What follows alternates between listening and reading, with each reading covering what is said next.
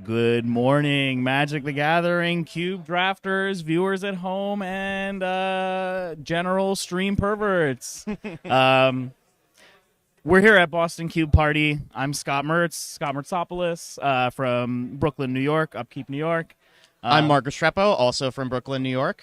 Let's go. We're here on stream by the one, the only, the legendary Chris WR. Chris, tap in. What's up, you little fucking piggies? Ooh, open those wallets. Are we raising money on stream?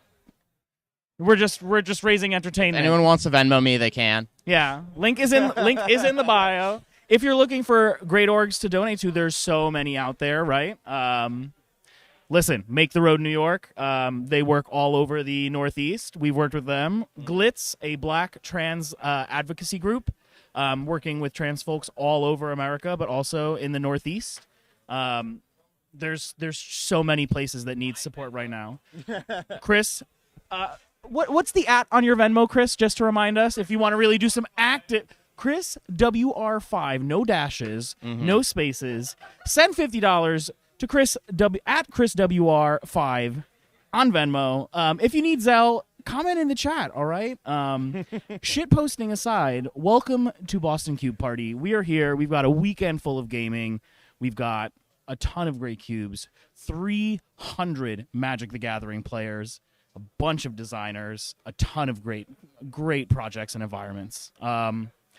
Right now, everyone here is shuffling up, and I guess, we should actually kind of kick off and talk what cube we're drafting, how this cube came to be. Obviously, I'm not the designer. Our pal Mark here is. I am, yeah. So the first cube up is going to be Strixhaven Study Abroad. This is a cube that kind of came into my mind a while back. A year or two after the original Strixhaven set, I was like, man, I really miss Strixhaven. That set ruled. There were a lot of things that were really, really cool about it. It was a really interesting draft environment, and especially Lesson Learn was just a really cool mechanic that you don't get to play with a lot. So, I kind of started off by looking into what would a set cube for Strixhaven look like, and kind of experimenting with that, but it didn't really have enough kind of originality to it. No disrespect, but it was just kind of put the Strixhaven cards together. It's not a block, right? Exactly. It's one set. Yeah. It's a little shallow. There's good themes, but you're locked into 5 color pairs. There's no 3 color cards. There's no 5 color cards. The fixing is pretty static. And also you just kind of you just throw the entire set in a cube. You double up the commons, and that's kind of it. It's not a lot of design work for you, right? Exactly. So it's not the most stimulating. And you wanted to kind of, I'm guessing, freak it in your own way, right? Yeah, a little bit. So I forget exactly when it was, but at some point I kind of had the idea of what if I color shifted it? We have Strixhaven based around the enemy color pairs. What if we move that over to allied colors? Right. And then from there it's okay, but then you don't really have enough lesson learned support in there. Yeah. There's no true themes because there's no touching on that plane. Even when we flash forward after you created this project to Strixhaven again, yeah, it's still Boros, etc. I don't know if it's ally or enemy. Everyone is my ally personally. Yeah. But roomful allies here. Yeah, that's the goal. So from there it was kind of that kind of led to the kind of very light errata that we have. So for people who aren't familiar, Lesson Learn is a mechanic where lesson cards are sorceries that have a specific type on them, and they are referenced by learn cards, which you play in your main deck, and your learn cards will let you grab your lesson cards from your sideboard and put them into your hand. It has a really interesting texture to the draft. It's I've thought of this a bit. It's kind of the closest Wizards has come to making kind of a desert cube environment in just retail draft, where it's there's this aspect of the draft that is it's not going to be in your deck. It's not going to be kind of in your main deck. You're never going to draw these cards, and yet they're crucial and important to your strategy. Lesson and Learn ended up being a really, really strong mechanic in Limited just because of the innate card advantage it gave you. Yeah, it also kind of it's almost like fixed wishboarding, right? You get to have those silver bullets that you need if you're up against somehow artifact heavy decks and you're not a Disenchantress deck from the jump. It gives you that modality and those answers that might be air in your deck that usually we solve for in cube design with naturalize with cycling, right? Yeah. Wilt, things like that. So it's really cool to see how taken that idea and really run with it. Yeah, I guess kind of could you walk us through what before we get into like why you made certain cards errata to be lessons or otherwise, because I think that'll be more relevant during deck building. Yeah, in the draft. And in the draft. I think I'd love to kind of like hear how you landed on the exact sort of like archetypes and themes that you see in these color pairs, right? We've got Azorius, all the classic 5 color pairs from the jump. So tell us about it. Yeah. So there was kind of a goal of mine, which has kind of been moved away from now, but part of like what I liked about the original Strixhaven is it had the color pairs doing stuff that they normally didn't do. Yeah. So, you had Boros kind of caring about the graveyard, and you had Black-Green caring about like life gain, like that kind of thing. It was a little color shifted almost in its inherent origin, right? Yeah, it's like, these are not the things that the like those color pairs usually care about. Yeah. So I tried to maintain a little bit of that. Okay. It's kind of like moved away from it, but that was like very much the original intention, and then it's kind of moved into where it is today. So we have blue-white is a soldier's theme, so it's all about soldiers and especially making soldier tokens. Blue-black is a zombie theme, and there's kind of like a minor like sacrifice sub-theme in that. There's a lot of tokens that are good to sacrifice. Rakdos is a kind of like burn spectacle deck, so it's all about like dealing direct damage, getting payoffs from that. Red-green is all about X-spells and kind of big ramp. Hell yeah. And then green-white is heroic, which is actually kind of like a new archetype that came about with the newest set, kind of supporting it a little bit more and making it feel a little more spell-slingery. Nice. Yeah, I mean, just like looking at this, right, when you think about things, blue-white, I know most Magic the Gathering players go right to like this is hard control, right? Right. But here you have your Azorius on almost maybe like a more tempo-y axis. Yeah, for maybe sure. even like on the aggressive side, depending on how things work out, right? Your deck could be a little less reactive and a little more proactive here. Demir, right? Yeah. Yeah. Looks like our players are probably ready to start the draft, so we're probably going to get into that, and we'll talk a little bit more about the archetypes as we're going through. Yeah, we'll definitely. Yeah, switching over the camera now. Don't want to hold up our players too long. They've been very Thank patient. you, Chris. Thank you. All right, okay, so we have pack one. Here we go. All right. Alrighty. So seeing some. So there we see one of our first eroded lessons, Vivisection. So looking here, I'm seeing a lot of legitimately powerful cards. I'm seeing we're also gravitating towards a newer Strixhaven card in the Augmenter, right? Yeah, that does seem that might be my pick here. I think that is the other kind of option I was looking at there, Tragic Slip. The removal isn't abundant, and it's more limited in nature, and so that's actually a really strong spell, especially if you're in blue-black and kind of sacrifice things. And you see our featured drafter here, Joe, shout out Joe on Blue Sky. Joe's, you see like a little wink of the lesson. In, was that environmental sciences or what? That was Introduction to Prophecies. Okay. So there's 4 of each of the common colorless sorceries in the cube. Now, obviously, very, very open start if you take something like that. But right now, we're seeing a lot of like objective power outliers, right? Florian seems like a really high floor here. Yes. I think the Augmenter for me, like I look at something like that and that just is so clearly a call to like +1/+1 counters, modified, getting up there. Ambitious Augmenter is not the most directly supported card. Huh? Oh yeah. Yeah, let's get Augmenter on the screen real quick. Yeah, so everyone at home can Ambitious Augmenter it's not like, obviously it's doing counter stuff, it's doing token stuff. This is here just kind of as a, thank you, Joe, as a kind of strong, just a strong card. It's a good aggressive card from the latest Strixhaven set.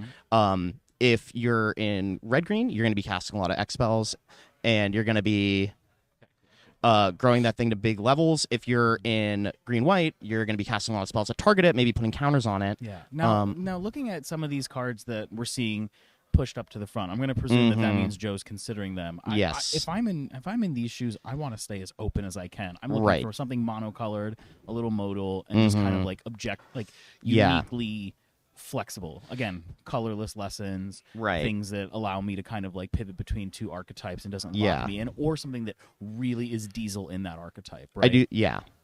Augmenter feels like one of those cards to me. 100%.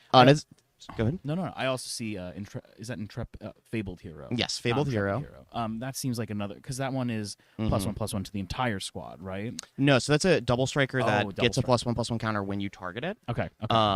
So we'll have that pulled up here. Okay. Yeah, so this was actually a rare in Theros, but it's a common here. So something I should talk about is that there's a lot of singleton breaks in the cube. I don't have like a full collation strategy.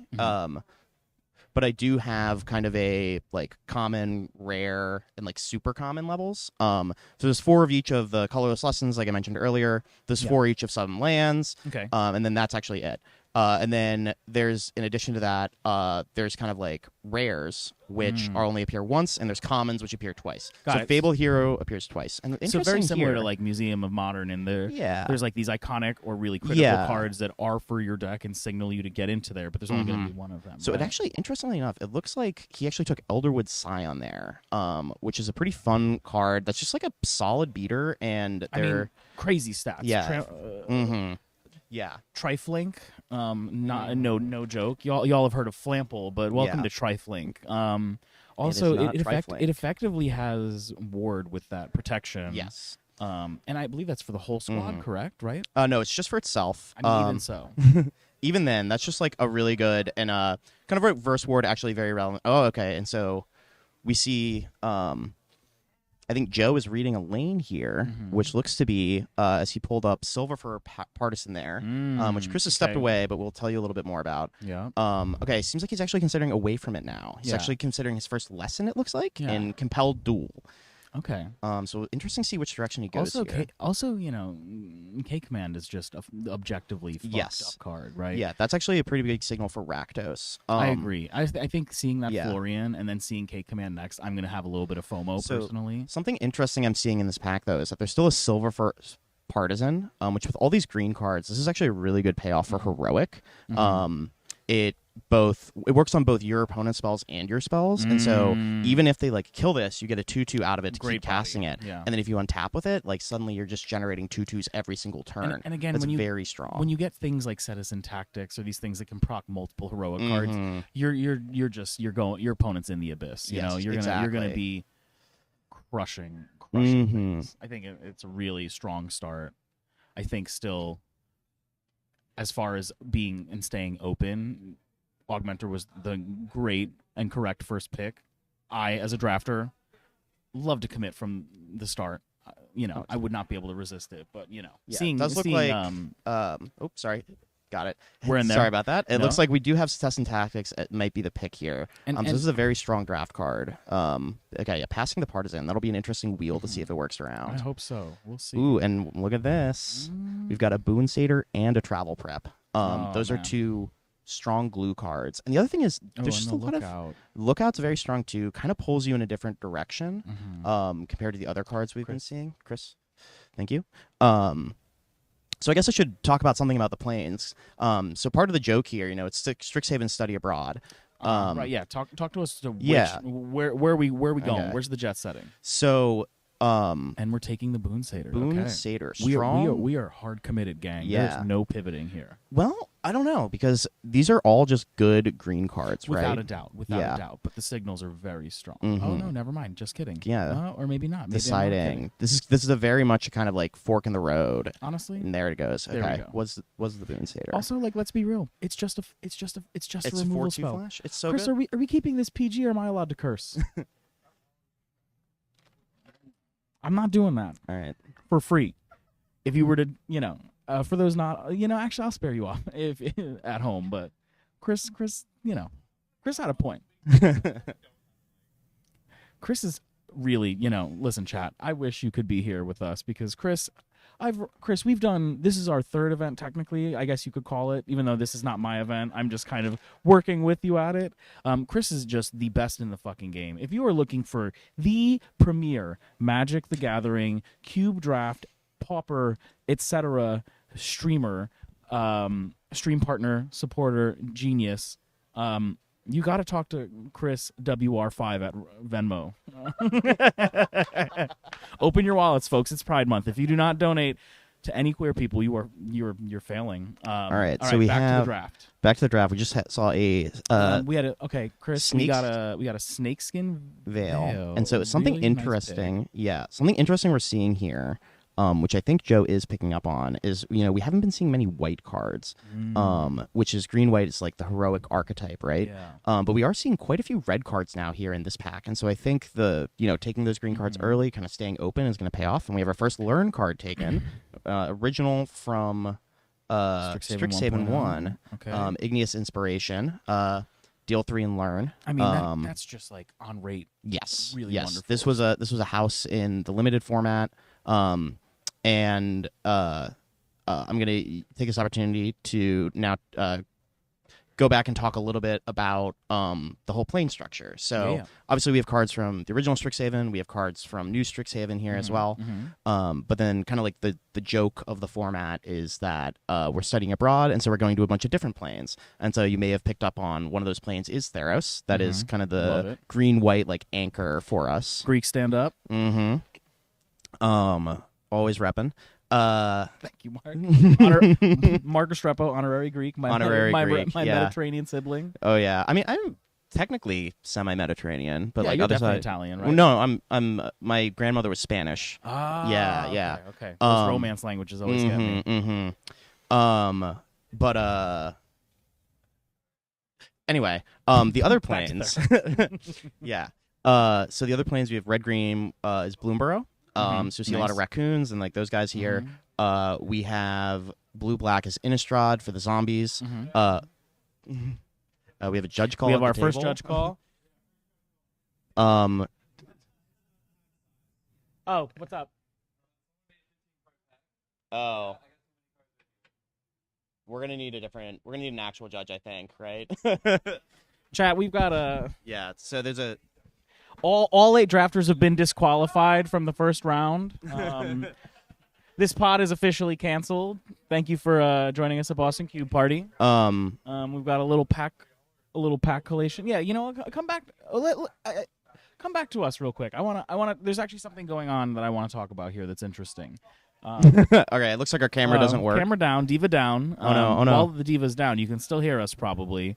I So hope. what I'm gonna say is just what I'm really noticing here. There we go. Let's fucking go. What I'm noticing here is one thing you and I talked about this morning as we were just kind of like catching up is 3-color decks are not really regular. Let's call it that, there's right? cross synergies between the colors, but Yeah. the fixing situation is not amazing. Right. And And- so And I see something like a strong green start, a Selesnya like power outlier, a red like crucial bread and butter card, Right. Like knowing that red plays in modified space a lot as well, right? Knowing that that's like gonna be part of heroic. I feel like there's like if there was a 3-color deck I'd want to be in, I feel like this would be it.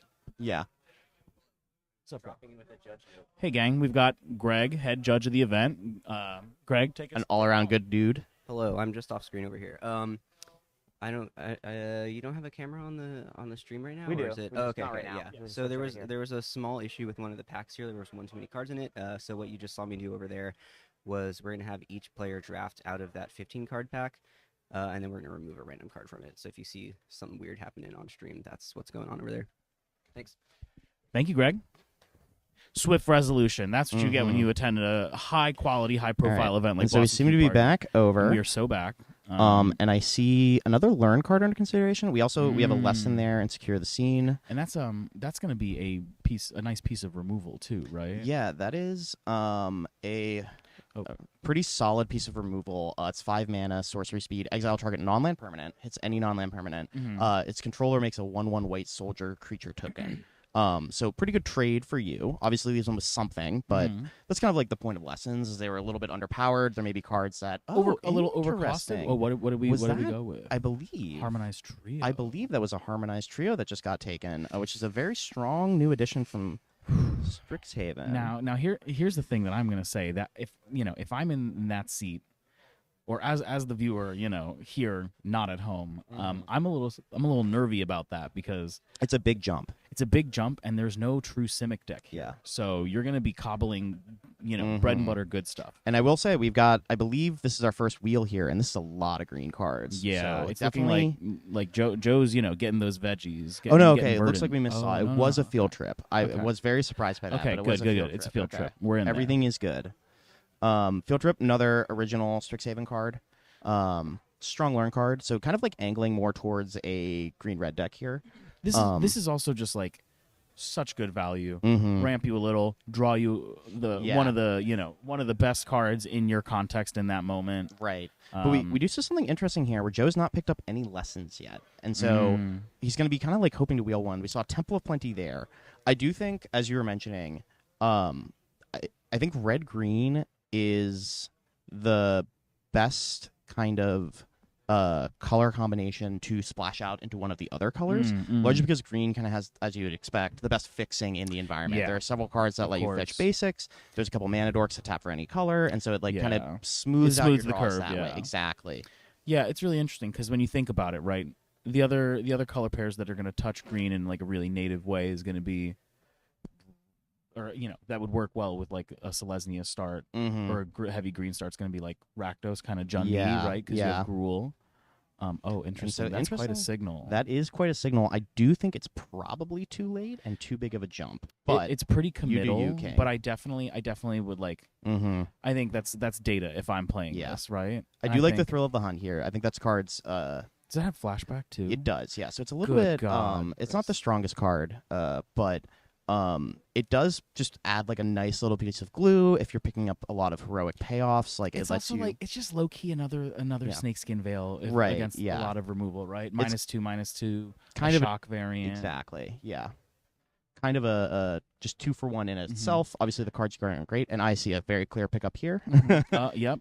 So- You better get Interesting. your ass in the dining room. No, that was not the card I was expecting. What were you introductory? I was very much on Introduction to Annihilation here. Is that the colorless removal spell? Right, yeah. And the reason just being, so he ended up taking Dining Room, this is our 4 of land cycle kind of like pack, like. Oh my God! Hold on. Can we just say how fucking disrespectful it is to not have a K command third to last pick? That is crazy. That is a signal there are possibly no Rakdos drafters. For folks at home, Chris literally their draw has dropped to their like legit collarbone. Like So and I'm in alignment. I don't think Joe takes it here, but there's definitely a world where if there wasn't Field Trip and Compelled Duel in that pack, I'm slamming that card. Now Goggle. I feel like Goggles is cracked here. Goggles is cracked. I would not sleep on Levitating Statue. That card, maybe if you didn't play in the. I ain't reading all that. Yeah, and then last pick Hungry Ghoul, that makes sense. Me by lunchtime.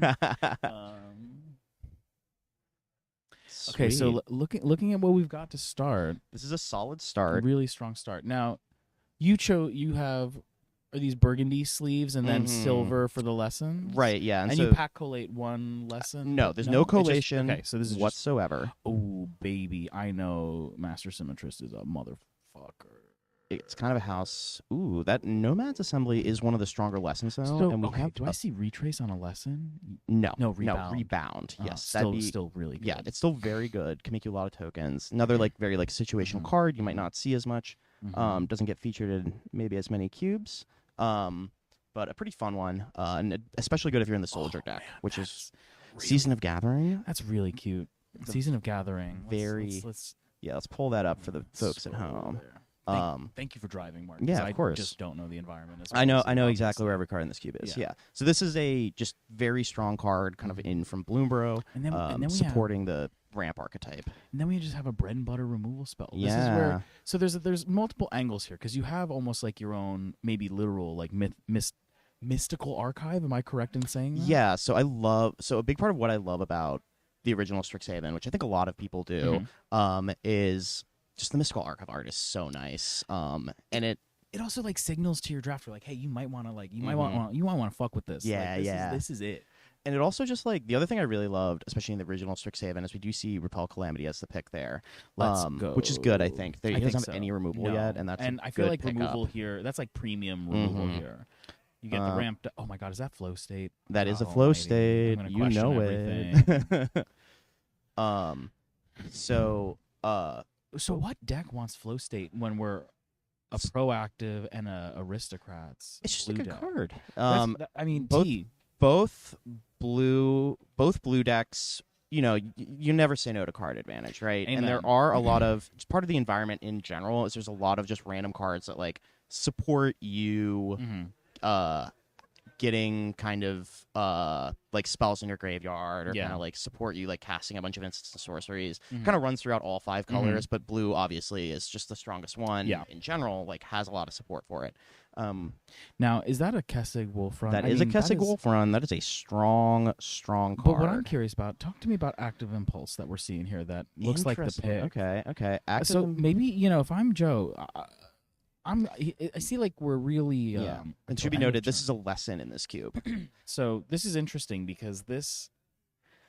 Great to get out, right? Mhm. You ramp on 3, you're on 4, cast this, you'll have 2 mana, draw a land Yeah. off of it, It's right? interesting. You do want a lot of mana when you're casting this, because you have I to play feel the cards like, yeah, that you need to turn. be that big Yeah. deck. And So- it will let you hit a card or two, but like... But there's going to be restrictions just right, at exactly. the high mana value. Yeah. So... Now, this is just an objectively good card, Finale of Promise. It right? is indeed. Oh.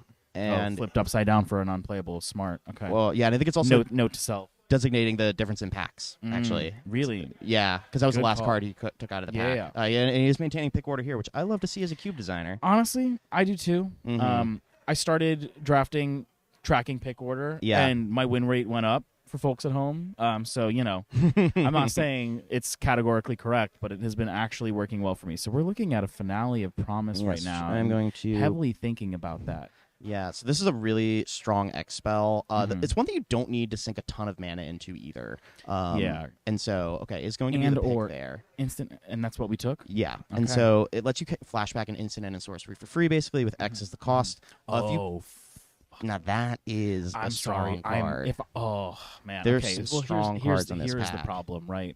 We've got a card that's perfect for the heroic deck, and then we've also got a vintage cube playable card. Right. And personally, if I'm in these shoes, I'm dropping any heroic. I'm gonna be the hero. I'm not gonna be heroic. I'm casting the 5 mana Insano ramp spell. Yeah, and so that's in my humble opinion. That's Escape to the Wild, which pulling up on the screen for you now. Thank you, Chris. Just a very classic big draw spell. And it does look like it's going to be a pick. So it does look like Joe is moving into red-green more firmly here, which kind of makes sense. Red felt pretty open going the other way. There's no white threats in the deck at this point either, right? Like Right, it's all there's- white answers. there's the white, others- like yeah. top end. Like it's a good position to be. Now, if I'm in Joe's shoes, what I'm worried about is like, do I have the ways to accelerate into these high mana value spells? Right. Things like Clan Defiance, where I'm really trying to like optimize all the value I can get out of that. Right. Yeah. Even Escape to the Wilds, like 5 mana. I'm gonna guess if you're against a really high velocity Azorius like Soldier's deck, you might get your teeth kicked in by the time you're ramping out. Right, Something like exactly. that. Like you cannot play. Yeah. But then we also have a really great curve right now of the Cultivate Mhm, with Learn. mhm. What's Field Trip? Field Trip, yeah. Yeah. It doesn't fix your mana, but it does get you a forest. So yeah. So it's like um, it gets you from 3 to 5 yeah. on turn 4, and then you get more lands, more card advantage. Yeah. Oh my god, now I'm now seeing- that now, is I'm sorry, folks. That but is- I am feeling vindicated if I'm Joe, and Yeah. I'm not talking about the Orzhov spell. We've got Lumra, Bellow of the Woods. This is just So I will again. say, a couple notes. There's only 4 Fabled Passage for your fetch situation. that's okay. and there's not a lot of self-mill. It is still a very good card. Listen, this card says draw 4 lands, make a 10/10. Like Yeah. this card is no joke, and Vigilance is. I think it's more like draw a land, make a 7/7, which in this environment is feels still very yeah. good. And listen, Like, I do not want to get it wrong. Get I'm twisted. gonna That is a be great really signal real. for green. if I'm sorry, not to go into the designer mode, but like what I would love to like if I was in this like rule deck is like what's the harmonize, like a harmonize like lightning bolt or shock variant. The sorcery one. I see what you're saying. Yeah, it's like yeah. Mill that with Lumra. Yeah, that's Hit 'em. interesting. Okay. Sorry, backseat driving. No, you're good. You're good. But not now. I just see Lumra and I'm like, how can we Alright. make this touch other things now? Uh-huh. Okay, I think Lumra is good enough on its own. Oh, without a doubt, it does not Yeah. need help. Yeah. So we do. Um, There's a way to get lands in the graveyard potentially there with World Browser. Mhm, However, I do think I would be on the Banefire here. Yeah, I think Um, so too. Just like Yeah. you do not need another Act on Impulse. The other please. thing here is that one thing that the red green deck is very strong, but one thing there's a couple things that really interesting. We're Okay, taking so the hold on. enabler here. Let's pull that It up. looks like, which is I think a good Chris. pick. It's from the newest set. Little looter mana dork pinger combination kind of enables a lot of different archetypes here. This is so good. Yeah. one thing I would have liked about Banefire here, which is maybe me kind of rethinking it, maybe with a little bit more format knowledge. Oh, we do see a late flunk there as well. Is one of the things that just gonna pull up Banefire real quick while we're talking about it. So one of the things that's actually really relevant on Banefire is the can't be countered clause. There's a lot of counter magic in the format. There's a lot of cancels. There's some strong ones. There are a couple ones that like give you extra value when you cast them. So being able to kind of punch through that and like having like the blue decks kind of like a I win button against them is like actually pretty relevant. It's come up in a lot of especially because you can decks. just go face with it, right? Right, exactly. This is and you've got that Pyromancer's. Did he pick up the Pyromancer's I think goggles? we did take the goggles if I recall. So I sure hope so because that's what I want to see tonight. So cast it, copy. You've got 12 uncounterable damage coming through or something. Like that's a.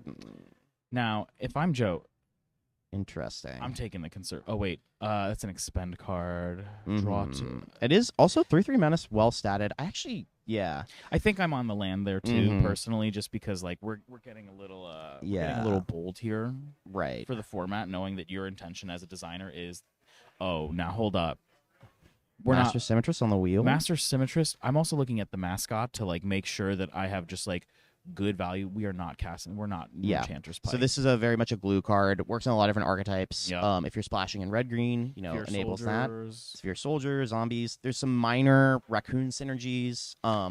There's a single Hydra payoff card which would let you cast this for free. Greeks mentioned. Let's go. But yeah, so interesting. We just saw a Runechanter's Pike actually, which is kind of a nice. Interesting. Listen. I love Runechanter's Pike, gang. Who doesn't? I would not play that. Oh wow! And what do we have there on the wheel? That's a Kessig Wolf run. I'm slamming that. Jack, can I get a LFG? Can we get a let's fucking go? What a strong start. Yeah, okay, we do have the goggle. Read the signals very well here, I think. Yeah, all right. So looking at his pack, I think he's in a great seat. Yeah. I think the one thing he's looking really to pick up here heading into pack 3 is just a few more 2-drops. His curve kind of starts at 3, and it gets very good from there. Yeah, that's a strong... Fuck Tomebound Lich. All my homies hate Tomebound Lich. What do you have against Tomebound Lich? The drafters do. There's literally 2 in 1 pack. That's crazy. And the disrespect. That card has a lot of good words on it. There's a decent 2-drop. Okay, what's yes. That's a curve filler 2-drop if I ever did have one. But it's a 2. It'll. Yeah, you're gonna get there. And also like, here's my hot take. I feel like reach is probably a really potent and important keyword in this format. That the big reason this card specifically is in the cube is for reach. Like, I was looking for reach cards from the original Strixhaven, and that was one of them. And I was like, "You're in, baby." Yeah. I just love this here. Oh, that's actually my God. Pickable, playable last pick right there. We're eating good today, gang. Another new prepared. The prepared cards were so good for this cube. I was a little split on actually including them at first, and looking back, that was a crazy opinion to have. Listen, I understand. One, they are literally split. 2, let's be real. Like, these cards have 2 cards stapled together. Yeah. But to the point of this being a riff on Strixhaven, right? Like, so yeah, you're right. Yeah. It signals the end of the pack. Right. Nice touch. So this is like a really great thing to have because Magecraft is always here. Oh, Pyretic Ritual, Mother of God. Yeah. So this used to be a Seething Song with Learn, and then you're a sicko. A lot of people told me that many times, and I said no, you're wrong. And they eventually did win out, and so we're down to just 1 extra mana, but. Listen, sicko celebratory, to be clear. It's kind of like a Manamorphose on crack. The one thing against this is that, again, his learn board is not amazing. So he's just got that 1 act on impulse still. Ooh, hold up. But now we've got Shivan Devastator, which, by the way, if I am in that seat, I'm so torn because, like, I don't know that we're leveraging the wish. We're not leveraging the wish board enough, and that is just like there's so much modality here. Yeah. For Shivan Devastator to be what you need it to be, and we're not going to do that. It does look like he did grab the Pyretic Ritual, which I do like. I think this is why though you want to be picking up those lessons earlier. Is that when you open the strong learn cards later, you have like, okay, I can take this, I can play this. I don't need to dedicate future picks to it. And that's why I was on Enter Annihilation earlier, because it's just, that Pyretic Ritual just gets so much better if it's, a removal spell. And now when I'm looking at this Expel, just like bread and butter, oh, fuck. fucking satyr fire dancer freaks mentioned. Literally unbelievable card. Chris, thank you very much. Yeah, I just I want to be in this. We've got Banefire, we've got that Burn Learn. So, but we have what I think is one of the strongest cards in the cube, and I think it will be the pick here. That is, Chris, yeah, we got people from original Strixhaven already know it is environmental sciences. This card was a pack one, pick one if you saw it, and there wasn't like a busted rare in the pack. It just goes in every deck, doesn't even go in your deck. Just smooths out your curve so much, lets you get an extra just free card off of your learn. Beautiful. This is so tough because I want the expel too if I'm in. No, listen, I totally support the expel because you've already got you've got learn stapled to that. Well, it's lesson or learn. Learn is on expel. Okay. Yeah. Never mind. I don't know though, but what are we learning for? I feel like I don't know. Okay, So we'll see here. We'll see how we're seeing a lot about how different one thing I really like about this cube is different players evaluate cards very differently. Yeah. We see Wild Hypothesis coming up here. This is another lesson. This is, I think, 100% the pick here. Oh my God, it's got Surveil too. It's got Surveil too. Can we fucking stop? Watsy, please. My family is in shambles. That did not need that. It was fine as it is. God. Scott, you realize that card's like unplayable and limited, right? Listen, I'm almost 40. To me, I look at that and I'm like, what happened? What happened to Necrotal? Okay, God damn. All right. Everything's a fucking pixie these days. Just I'll bounce and I'll draw and I'll remove and I'll. Another banger card here is gonna, I think, get a bit of a consult here on what it actually enables. We have Generator Servant. Oh my God, this card is sick. I've never seen this. I love this card so much. Sweet. This is what these events, by the way, folks at home, are all about. Literally fucking awesome. I don't know about y'all, gang, but I've never heard of this MF, and that is the coolest card I've seen in fucking years. Yeah. When you search for mana dorks in red, that's what you come up with. You can spend the mana on anything, so it still works on your X spells, but gives you that little bit of extra boost, like on your big, Hydras or stuff. Yeah, you get the Chungus Among Us out there with that, and it's over. All right. So interesting here. We're kind of, again, this is what I was talking. So we've got kind of another pick here between lesson card and it looks like a non-lesson card.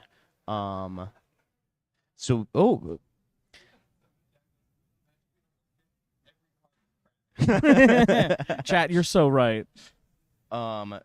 So is gonna go with the Clifftop Lookout there. Just a good ramp card. Another reacher. Did they just call me old? Jesus Christ, Scott 50. Don't unless you got something better, you better be getting that Atarka's Command. Come on. So Atarka's Command, cool as fuck. There is a commander card in the pack, and so I do think we must consider it. Ignore me, chat. This is not the strongest commander card, but it is still pretty solid. Especially this newer iteration has a lot of big Hydras and big dummies you can kind of get out with this. I also just think like those cheeks, a 1/3, you're gonna be blocking all day. Yeah, taps for any color. We've got some white cards I think we're interested in playing, so I think that is this is the mana dork I was talking about earlier. That was the pick. Okay. See, I feel like we're in a pretty good place. Yeah. And my God, paid off for red with one of the stronger lessons I have put in the queue. But there is another card up against it. This is a really tough pick. So we have Revel of the Fallen God, make a bunch of satyrs. Very strong lesson. It does look like it's going to be a pick, but it does suck to be passing what is I think one of the best blue cards for the deck in Muera Trash Technician. I would not. I would honestly, I would pick this. Do we have enough to wheel in this pack right now? I didn't count. It's definitely tight. It would have to be like the last card or second to last card. It looks like Joe is also tank deep in the tank. Honestly, I would concede in the draft seat. It would be over for me. This is a hell of a pack for Red Green. I see two other cards that he would be happy to pick up at this point as well. I'm going to be real. I'm taking the Trash Tactician in this one, even though I love Revel and we have the mana generation. It's just like that makes every other card in our deck sing. I think I am on Revel here just because we have so much learn. We have so few lessons as it currently stands. We have that Act on Impulse. I believe that's it still, right? We haven't really been prioritizing those. And so this gives him that big oomph to just make, 8 power. Oh, yeah. So going back, Revel, just 8 hasty power on board. This you is, know? you know what this is? This is shitty fourth Aer Lingus for all my Magic players out there. Yeah. This is the original fourth Aer Lingus. This is third Aer Lingus. Yeah. Um, Yeah. Took a second Third there. Aer Lingus. Oh my god. Wow. This It's a good what, joke when it takes a full 5 seconds for them to realize it was a joke. It authentically did, but that's actually a user error and a skill issue on my part. This is what I love about the upkeep play group. Folks like we got Chris, we got Mark. Chris, you're honorary family. Come on, babe. There's just we just love to have fun, you know? If you at home have not started your own weekly cube event, or if you don't have a weekly, if you're located in New York, come join us at Upkeep New York. If you're here in Boston, reach out to Ollie, join them. If you're into Pauper and you're in New York, talk to Chris. Anyway, start your own grassroots cube thing. Yeah. Have some fun. Make some new friends. I promise you'll be glad you did. Now, back to Magic the Gathering. I mean, that was Magic the Gathering. True. So yeah, this is interesting. So yeah, so kind of like what I was talking about earlier. So we had a good removal, solid removal spell there in Skewer the Critics, and we ended up passing it for an Introduction to Prophecy. Oh, what did which I believe that was. So this is kind of what I'm talking about, where taking lessons early kind of gives you more flexibility later on. But we are picking up some lessons here, almost so like, is that not the the worst Heliod strategy. that makes 2/1s also? That is a very strong card. I'm gonna be in on Heliod personally. Again, not personal. Really, personal double biases white aside. is a tough activation cost in this deck specifically. Oh, it's double white It's activation. double white to activate, and so I but think that looks is like Joe's tricky. pick. That is I Joe's think you pick, take though. it. The other option there was Biblioplex Assistant, which I don't think ends up making your deck. In the end. And we see another Scurrid Colony pick up the... Oh? Hold up. What's this red card? Oh, that red card is Chandra's Spitfire, which I don't think is really... What we're trying to do. Yeah. And then we have a bit of a meme card, which people... Oh, Generator Servant on the wheel. That is nice. But we also have a bit of a meme card. Dictate of Karamatra, which I've actually gotten good feedback on so far. This card is fucking sick for this deck. It is sick for this deck. I did talk to someone who drafted at a table where there are 2 other red-green drafters, and he did have to board it out at points. Bars. I would not want this in the mirror out ever. Even though I could flash it in and dome you right after, I still don't want to be the person casting that. Looks like Generator Servant was picked there. And wow, a Scholar of Combustion. I think this might be a card people Main deck playable. are not as familiar with. Hunter's Exile. This is our Snapcaster. Chaomancer. Yeah, this is Snapcaster at home. This is our Chaomancer. It's and a the 3/2. The stat line is good. 3/2. Stats are actually really big in this format. Just because it is very limited gameplay, right? You're going to be attacking and blocking with your creatures You a lot. still and pay it its does cost. Timing rules apply. Like Yeah, we got thanks, the last guys. pick there in, which I did not catch what it was. So sorry, I kind of Sorry, folks at home. there. That's okay. Too busy talking about how good of a card that was to pick up in the end. I think So we're gonna switch back. well navigated draft by Joe for sure. Yeah.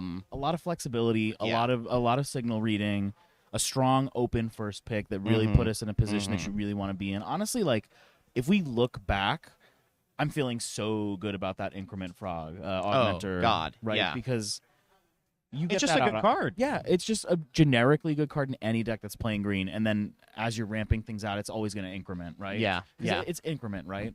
It is increment, and so you're going to keep casting bigger and bigger spells. And so using the X-Spell deck, that thing is never going to stop growing. And that's the thing, right? With the X-Spell deck, you can fill out your curve as you need, and you can pay Right. a little less just to get it just right, double spell, multi-spell, whatever, right? It's really great position. Yeah. In the end.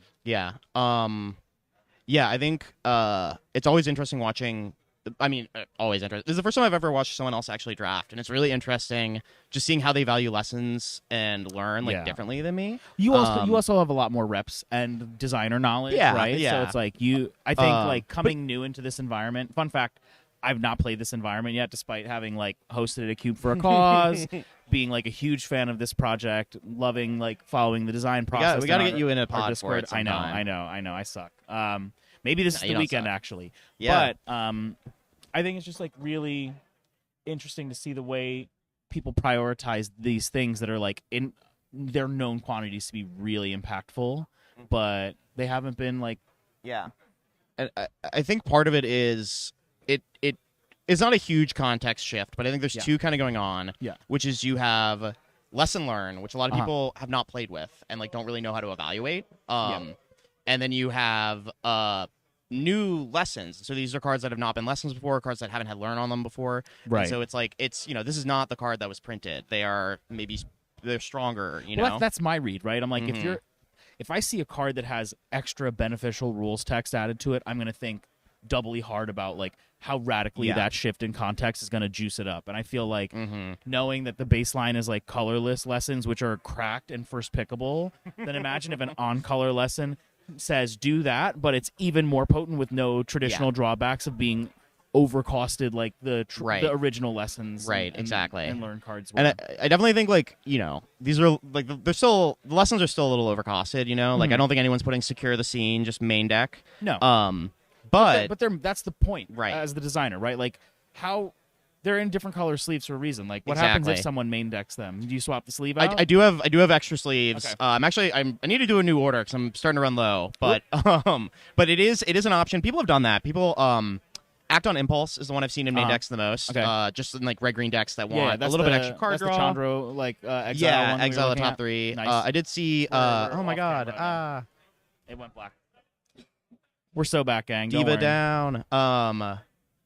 Hey. Yeah. Revel of the Fallen Gods. Again, just speaking to the strength of it as a lesson, I've seen that in main decks. Okay, I'm going to be so real. Like that, I would always want that in the board just because I Mhm. want to always draw it when I need it. And, Oh, yeah. And like truthfully, for me, like there's so much excitement when I Yeah. see something that's like, I'm going to call it Gruul Ultimatum in the sense that yeah, we got Third Aerlingus and Gruul Ultimatum. Yeah. In that, it's just like it puts so much shit on the battlefield. It Mhm, jams. It mhm. rips. And you never have to draw it. It's never in your opening hand, and it's like, damn, if this was a land, I could keep this, but I Yep. can't. So that's the strength of having these in the sideboard. Yeah.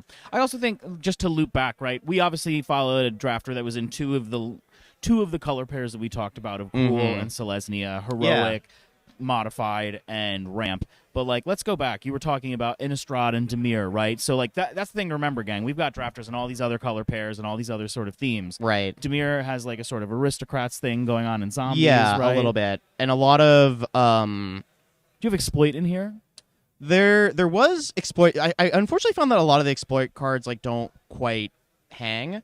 Yeah, I can see that. Yeah. So what we Vivisection is one that I'm really happy with as a lesson. Okay. That's a 4-mana sorcery, lets you sack a creature to draw 3 cards. Mhm.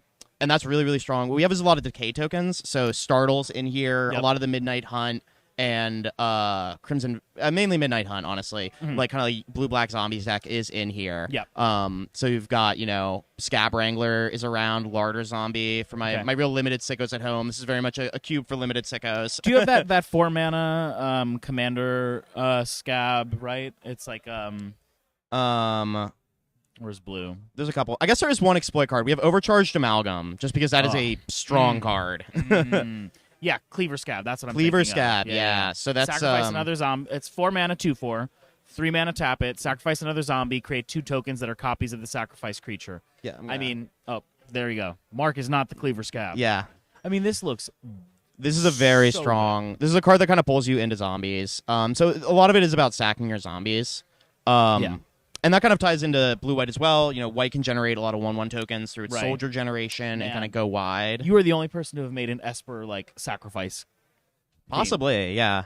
That was kind of like part of the goal, Honestly, right? it's Is so inspired. I do- think it's so sick that you're able to accomplish this with this like curation. Yeah, it's a lighter touch than it used to be, and part of that is kind of like leaning more into flavor and like the Yeah. whole plane idea. But I'm pretty happy with how it feels a little bit. It feels a little bit different than like these color combos normally play. One of those I'm most happy with is Rakdos being Burn. Yeah. I think Burn is like a very like classic. It's magic, baby. Yeah, very classic archetype going back to like the original days. We have Lava Spike in this cube. This is a lesson. This will sit in your sideboard, and you can just grab it and have up to 6 points of damage because there's 2 of them just sitting there at any moment. So, are you saying this is an arcane lesson? Shout out Bones, Missy Shout out Bones. Chris rolling their eyes at me. But yeah, Really cool. I also think, like, just back to the point of like making these things that are like not as easy to access doable in this format. right. Your use of breaking singleton is really intentional. And I think really Mhm. interesting because those glue cards that really cement that like yeah, of course you're a soldier's deck, right? But the things that allow you to like kind of like wiggle between two lanes when you start in blue, and you can go soldiers or you can go zombies. I think that's really helpful, right? Yeah, and it really started out with when I was looking at using like only the original lesson and learn cards from Strixhaven. It was like, well, there just aren't enough of these to fill out a cube. I have to break singleton. Yeah, and that kind of like held true because I don't want to make like a million lesson cards and a million cards eroded with learn. It's actually a very limited palette like to kind of like work with, especially in this like just sorcery space. But yeah, pretty happy with where it's landed in the numbers. Yeah. So we've covered every color pair at this point. Yes, we've got green white heroic, we've got red green ramp, red black is burn, and never finished talking about the planes. Yeah. So white green is heroic, that is set on Theros. Red green is expels and ramp, that is set on Bloomborough. Big like raccoon theme with the expend there, as you saw in the draft. Then blue black is Innistrad, dealing with all these zombies tokens. Totally. White blue is Dominaria.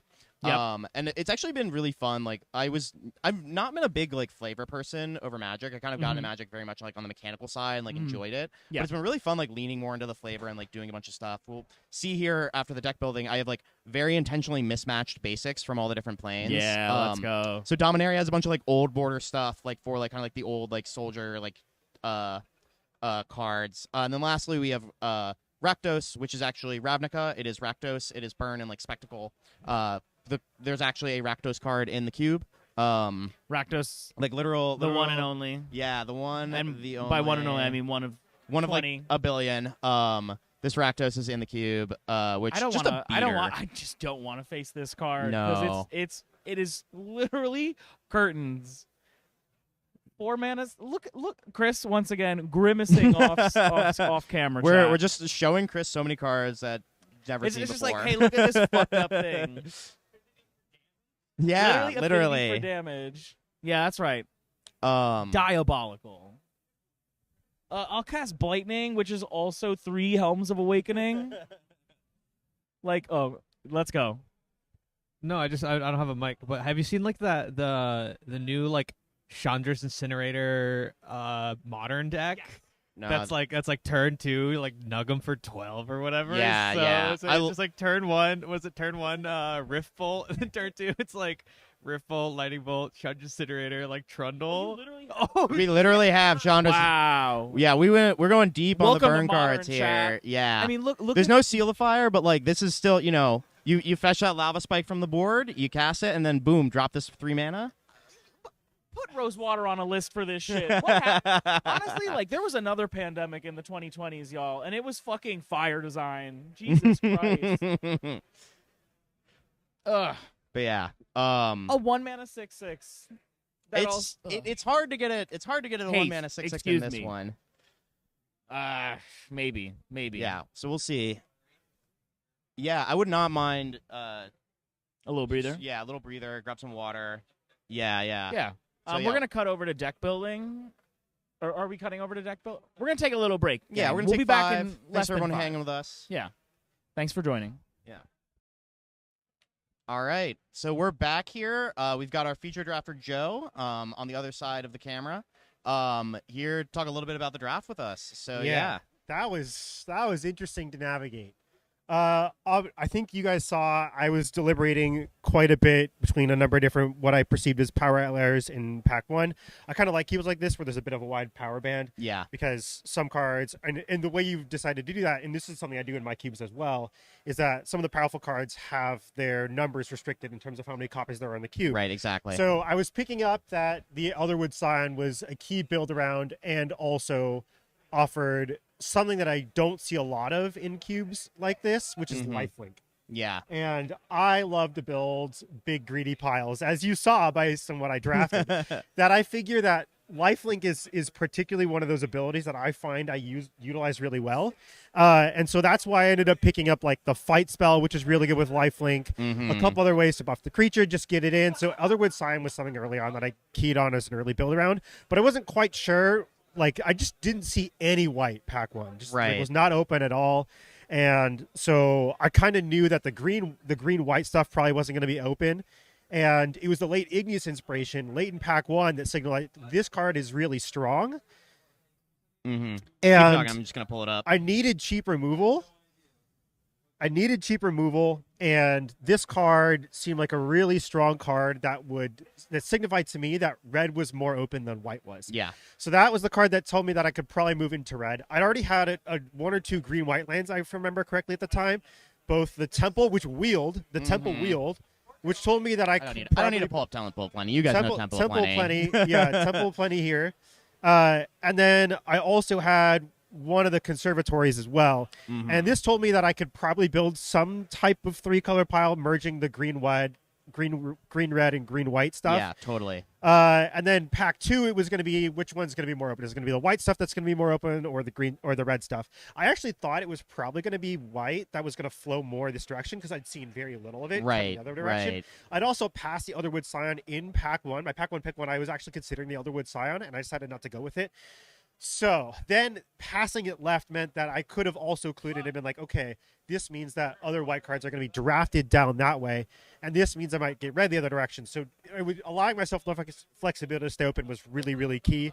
And then I ended up getting a bunch of red in pack 2, as we all saw. I think I even heard you guys on coverage exclaiming at some of the cards that were wheeling to me. So like that told me that I navigated the seat really well. But it was the card that really told me that I was probably in the right seat was the Revel of the Gods, the 7-mana.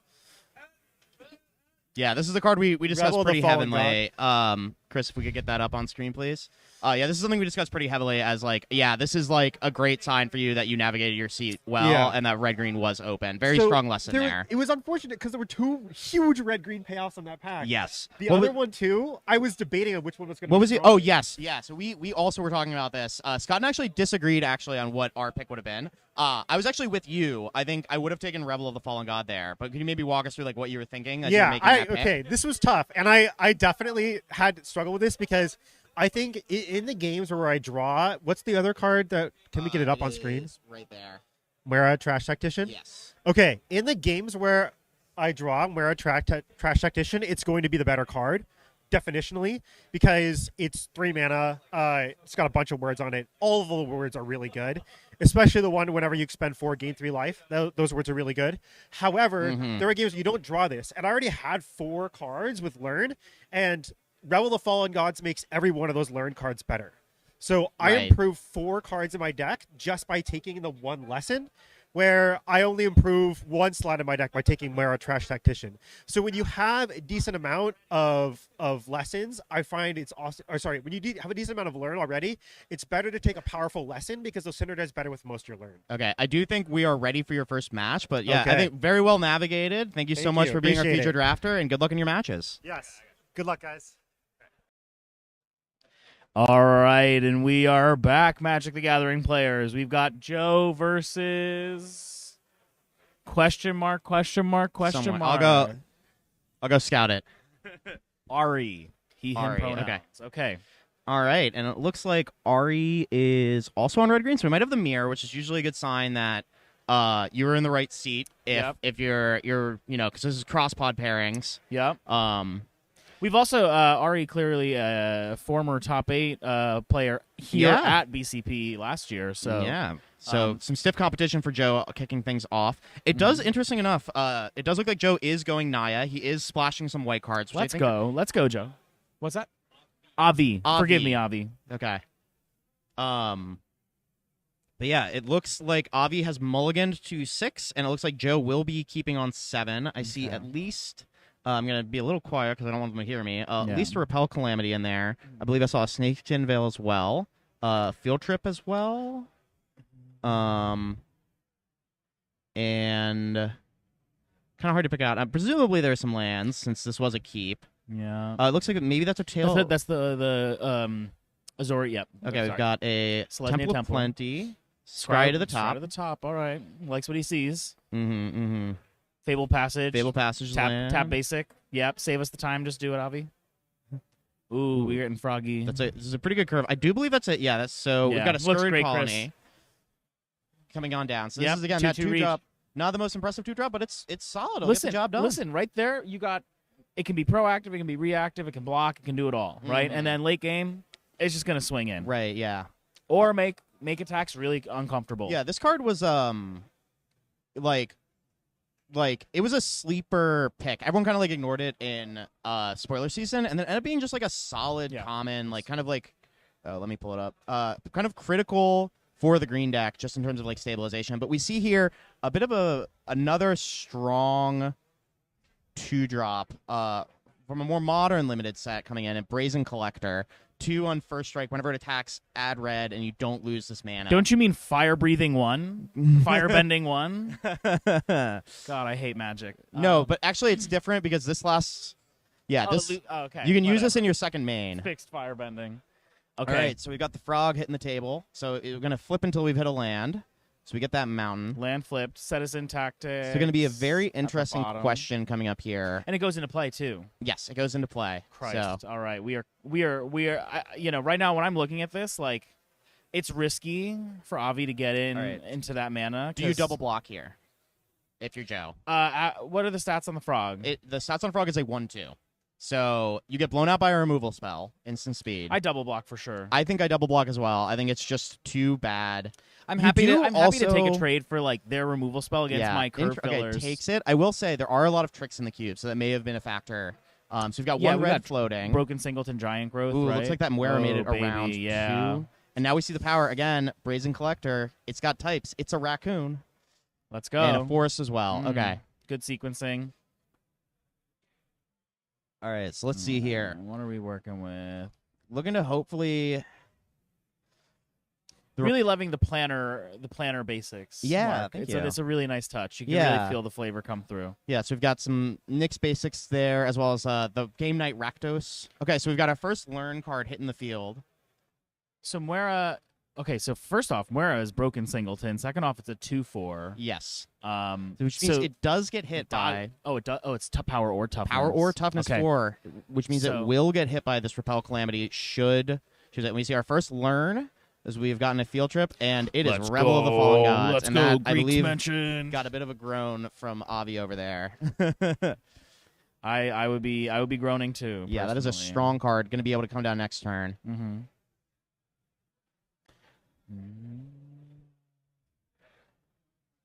Yeah, if I'm looking at this, since there's only one green up, do you main phase the removal right now just to get it out off the battlefield and then swing in, crack back for It's 3? tricky. I don't know if I would, especially because it's going to work out here. Well, because the only thing they could do is make it bigger, which it would still resolve. Well, right? there is Snakeskin Veil in the cube. Oh, and actually, you're right. I think that is kind of like a consideration from Joe there. Snakeskin Scale in hand. What do you do? Yeah, very it looks good point. like I'm seeing a Giant Growth and a Gnarlback Rhino. It looks like Avi has kind of gone for more of a mid-rangey sort of build to the Ghoul deck, which I think is something you can do.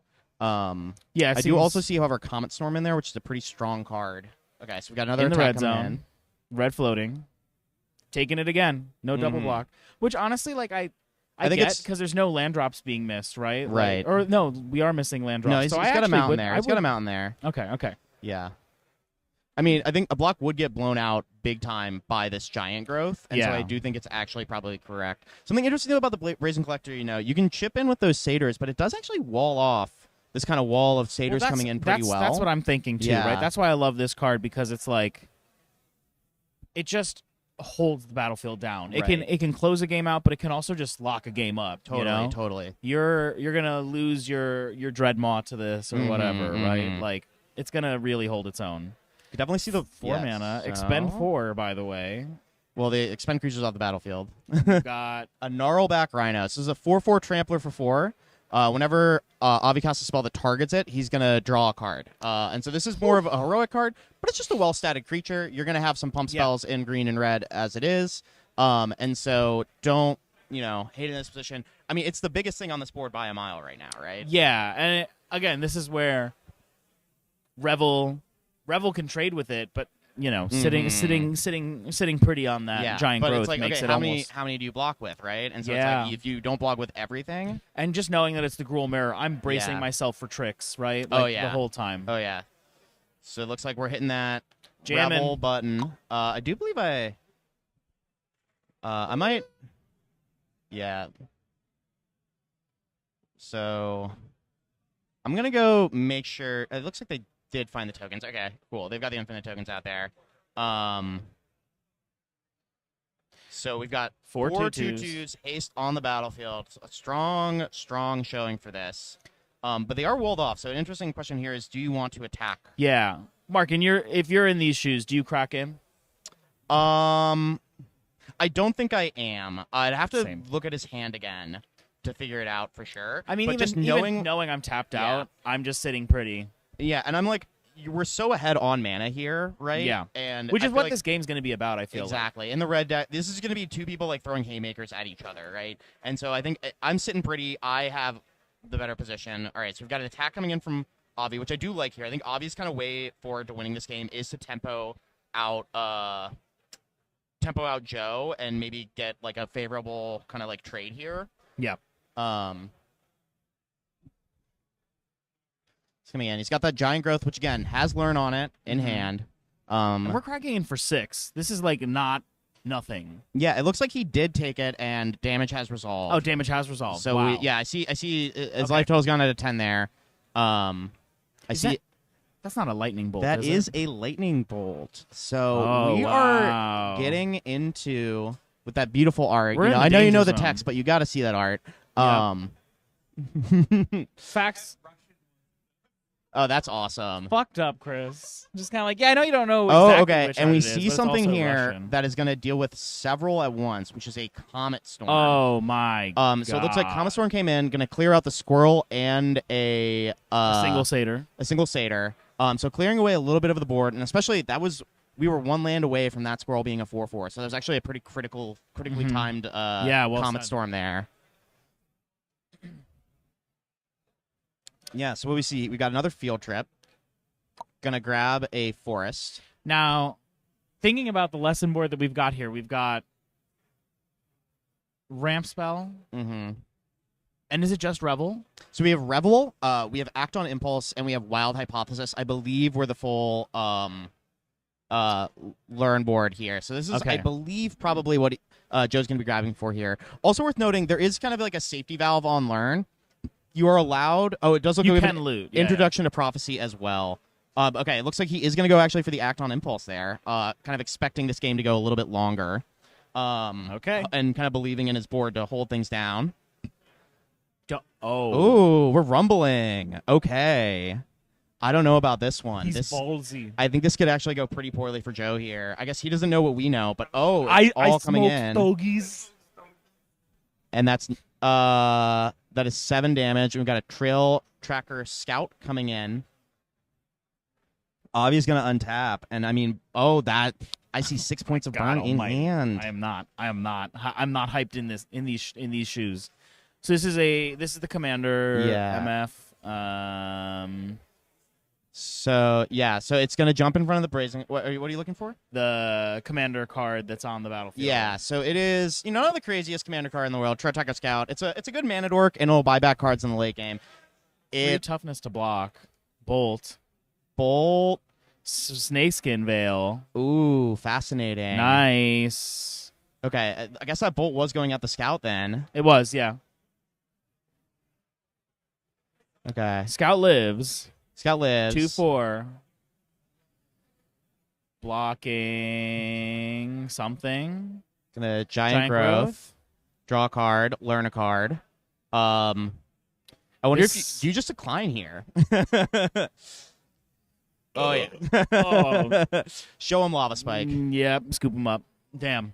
Really well played So by that- Avi. yeah. Really, Playing to his outs. I mean, it looked pretty grim with the with the Revel rebel landing there. so That was early. a lot of value. But I think getting aggro there from Joe, I think a pretty Yeah. key mistake, honestly. I think if to ask the age-old question, who's the beatdown? Right. If I'm Joe, I am not the beatdown. No. I'm trying to go taller than that deck for sure. Mhm. Just seeing that the way to ramp in Avi's deck, from what I can see so far, is turning things sideways. I want to be in a controlling position. Yeah. What's that? Avi got the W. Yeah, Avi's up 1 game now, Yep. so we're going to be heading in. Yeah. But again, sideboards are going to be consulted. Your sideboards are a little thin, so probably not going to see much come in. I mean, that's probably the nature of this environment, I Right. guess, Mark, right? Like, you're not boarding in a lot. There's No, not a lot of no. silver bullets. The silver bullets are in the Yeah, learns and in exactly. the lessons. Ain't that the truth? yeah. Yeah, I think hopefully Joe just kind of like hunkers down, Yeah, deep puts breath, some fat asses you know. in front of things, and just chills. I think he's well positioned in a lot of different ways here. And I think now that he's seen a little bit more of the deck, he kind of has like an idea Yeah. of... Well, the thing about comeback tricks is they're really great in game 1, and then Right. after that, But also best of luck. The lesson board also helps a lot. Like now, like Joe is able to make those calculations of like, okay, my opponent has Lava Spike in the sideboard. Like I'm at 17. Like when I start this game, Exactly. you're able to like kind of calculate that into all your kind of like game 2 Yep. like calculations. So we both sip our iced coffees. Yep. We're staying caffeinated out here in Boston. Staying caffeinated, probably a little dehydrated, but Yeah. Spring, summer, baby. That's what Yeah, happens. folks at home, if you haven't drank water yet today, go grab some water while our players are sideboarding. That's right. Yeah. Mark, while we're here, what are you excited to draft this weekend? We've got That is a good question. dozens. You heard it here, folks. Dozens of extremely fucking sick cubes. Oh, yeah. Masterfully curated by Ollie. I usually full random these events, but after talking to some Let's folks, I decided to go. throw a couple of them on there. Okay. I'm interested in maybe doing Doubleton again. Doubleton Synergy is obviously a cube by Ollie, just a very well designed cube, just Yep. tight, low to the ground gameplay with a lot of decisions, very very fun. Yep, they did that. Yeah. I'm also interested in the Sci-Fi cube, which is a little bit more like flavorful, but I've heard very good things about. Just It's kind of like great. classic Magic. Yeah. Yep. There's one other. I was kind of interested in trying to do maybe Bun Magic at some point because I've heard a lot of really good Bun things about Magic it. is here. Bun Magic is a classic. Yeah. And I've never actually played it, so. Yeah, I mean, you've played Mertz Cube, right? Yeah. I'd say they're siblings, except Bun Magic, Andy just like has such like a masterful way with like small, tight, really good games that Mertz Cube goes a little taller than and a little more walkery. Yeah. It's a great cube. Big Yeah. fan. Do you have anything you're looking forward to, Scott? Honestly, I've been most looking forward to doing this stream with you. Aw. It's been, it's always fun. It's great to be alongside Chris. Chris giving me multiple jerk-off motions behind the camera, by the way, y'all. Sorry. I can't help Wow. it. I love This is a celebrating my family-friendly pals. stream, I'll That's have you right. know. I definitely have not said fuck 100 times. I think for me... I've never sworn in my life. Yeah, I think my win rate goes down the more I try to decide what I play. Folks at home, remember, we don't have control over a fucking thing in this life. And I feel like when I go full random, I play so much better because I just can let go of wanting to do the cool thing and just Yeah. draft the Modern Horizons cards that people forget to pull out of their cubes. Yeah. So truly. for me, if I deviate from our stream and check what I've actually got ranked, and don't look at cards like Let me Risen pull up Reef. Chat's phone, Okay, my number one pick. So first off, every cube that you mentioned was featured at Cube for a Cause before. Fun fact. Oh, really? Yeah. Yeah. Sci-Fi was there. Bun Magic has been there. Actually, no. Bun Magic hasn't, I don't think. Okay. Interesting. All of Andy's other cubes has. Middle school is my number one pick, for sure. I love Alex. Alex is such a talented designer. Oh, we're back in the game. We are. Oh, yeah. Sorry, land folks. drops and nothing. Yeah, okay. So actually, you didn't miss anything. Doubleton is my second pick. In no particular real order, but Right. despite featuring Doubleton twice, I've played it 0 times. Penrose Cube, an all-timer. Ooh. Turn 2 Brazen Collector again. That's a strong start. Yeah. I think that's one of the better 2-drops you can have in this rule deck. Yeah, again. Oh, but we've got another very strong card, kind of a flavor inclusion that's like, Magic keeps getting stronger and stronger, and yet this card just still kind of hangs around. Courser of Crewfix. Let me tell you, if I'm in Joe's shoes, I'm feeling fucking great right now. Course of Prooffix, huge wagon, Yeah. gains life, draws cards, does it all. Are we going to see a block here? No, again, no block. Just scared of those tricks, which I think is very, very reasonable. I think that's valid. All right, we've got, again, again, same. Singleton broken. We've got a Tail Tracker Scout on Avi's side of the board here. Not hitting lands Expend 8 off in the regrowth Courser. is crazy. So it's only permanent cards, which I do think helps you. You can't just like loop your instant and sorceries. Don't get me wrong, it's still good. For sure. Yeah, for sure. Scott gave me a very skeptical look when I said that. But if it was any card, I would definitely not have it in the queue. But I think the fact that it's only permanent cards does mean there's some play to it in that regard. Again, but, right? This is a Strixhaven cube. Spells Right. slinging is going to be pretty very important. much in play. Is my chat just not updating? No, I think No, chat's dude. just dead. All right. Well, you know what, chat? Let us know what you think about high spell slinging environments where there's actual archetypes as well. I kind of love how you've done that because, in my opinion, I felt like at least Strixhaven 1, I didn't play a lot of the limited format, but everything just felt like a goddamn spell slinger deck with just a couple of like winks and nods towards archetypes. You have real archetypes here with winks and nods to spell slinging, which feels just like a much more dynamic way to do it. Just trying to keep things interesting as So we see. Wow, this was a man. lot of lands on the deck. We got okay, the but dining you know room what? there. It probably feels great to get a tap land off of that frog. Mm-hmm. Yeah, and that's a honestly these it didn't come up in the last game because it was over so soon. These actually are really big in this deck specifically, like going into the late game, kind of like generating clues, drawing cards. A little bit of a nod to the campuses from the original Strixhaven is kind of like the idea here. It looks like we do need the top card revealed there. I don't know if someone wants to maybe... I guess actually... I guess... should we remind him or no? I don't know. Okay. Yeah, it's mandatory game state. Yeah. Okay. Cool. So, could have played that land, but...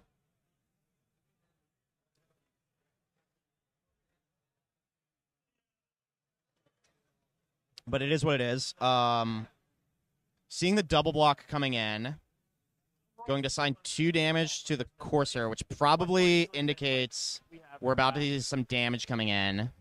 So we've got a bolt finishing off the Courser Damn here. it. Oh, but in response, we've got Thrill of the Hunt, which was face up earlier. So I wonder if Avi just forgot that was in hand or not. But that is going to be able to save the Courser, and we're going to be able to eat that Brazen Collector there. So Thrill coming up clutch. Listen, I've been saying this for ages. Anything above 5 toughness feels insane, so 6 toughness is crazy. Yeah. How do you kill that? You can't. You literally unkillable. It's called the concede button, Mark. That's how I kill it. So we've got You can't. You literally can't. another clifftop lookout. We're seeing a good look at. Oh my God, we have the one and only Ollie in the chat. Ollie, do you want to grab a little slice of microphone, baby? Yeah. I'm shy.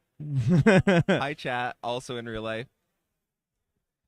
Ollie, the one, the only, legendary creature. All right. So we've got an I expel don't know on what top, Ollie's types are, but you're definitely a legendary noticeably, creature. We're just getting froggy in here. Everybody just casting frogs. Ooh. The question becomes who's going to croak first. Boo. What is Froggy Fresh?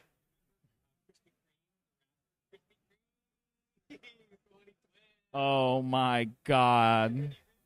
Sorry to hear about your chin there, Music Correct. Good Lord. But we're getting Froggy Fresh in here. Who up Crispin they cream. Pyretic Ritual with Learn. So we've got 3 mana floating. We're grabbing it, and we are casting it. And we've got the satyrs. And I feel like this is when you start cracking the fuck in with those satyrs. Just like Ritual, much more Learn the into beat down here. I Rebel think we're probably is going to see a double block on crazy. one of these satyrs. Just absorb some damage. Yep. But that really just like flipped the game on its head right there. Yeah. Okay, so a lot is going to kind of come down to this next turn. Yeah, rip Seething Song with Learn. It was too good for this world. Yeah, honestly, I think we're in the right place on this, but that was just Then so congratulations there on your surgery. Hopefully it went smoothly. potent. Yeah. Feel better, friend. All right, so down to 11, facing down a lot of power, more cards in hand. Okay. All right. We've got Seething Song is back in the cube. As we have Blazing Fire Singer. Now, listen. This like So feels they so appear to good. be inserting tokens into the card. I have the prepared things, if you notice, right up there by the green marker. But Nah. but we're good, You want me to go hand them that? I might go do that just because it's kind of you got it. Okay, it's kind of hurting me seeing the card sleeve stretch like that. Not to be too particular.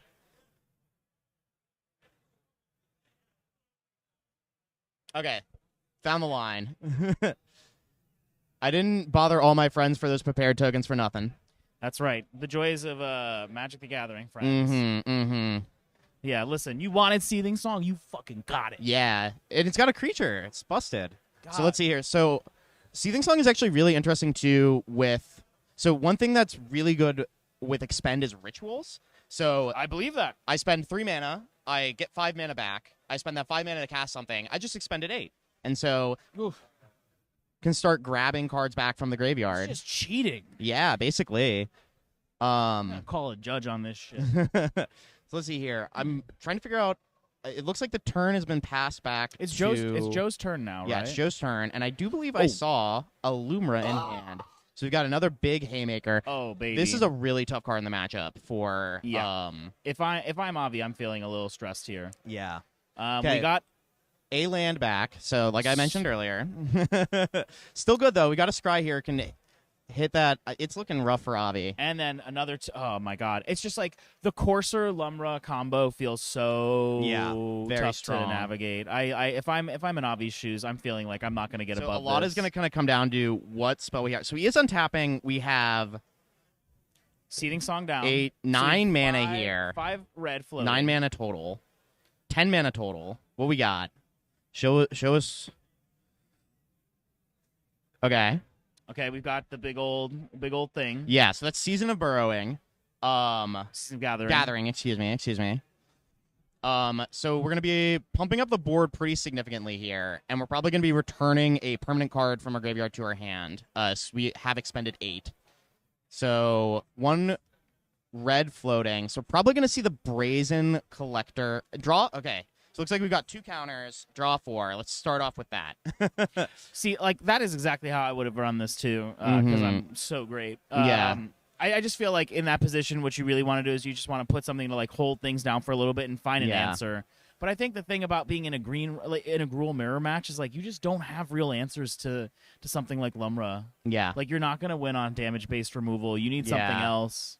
You need And either, you're just gonna get through with blocking. Right, exactly. I think you're going to have to, chump block. Lumra's a very, very tough card for this, Yeah, I the think. vigilance on Lumra is just so tough. Yeah. because it's cracking in and it's on defense. Like Mhm. that's obviously I'm just describing how vigilance works, but it's so good. Yeah. Lumra also, has reach, which means that it can actually block creatures with flying as if it had flying, which Yeah. is, another keyword ability that we crazy. can explain. It's crazy that they printed mulch stapled to moat. Oh, no, but it's better because the land's going to play.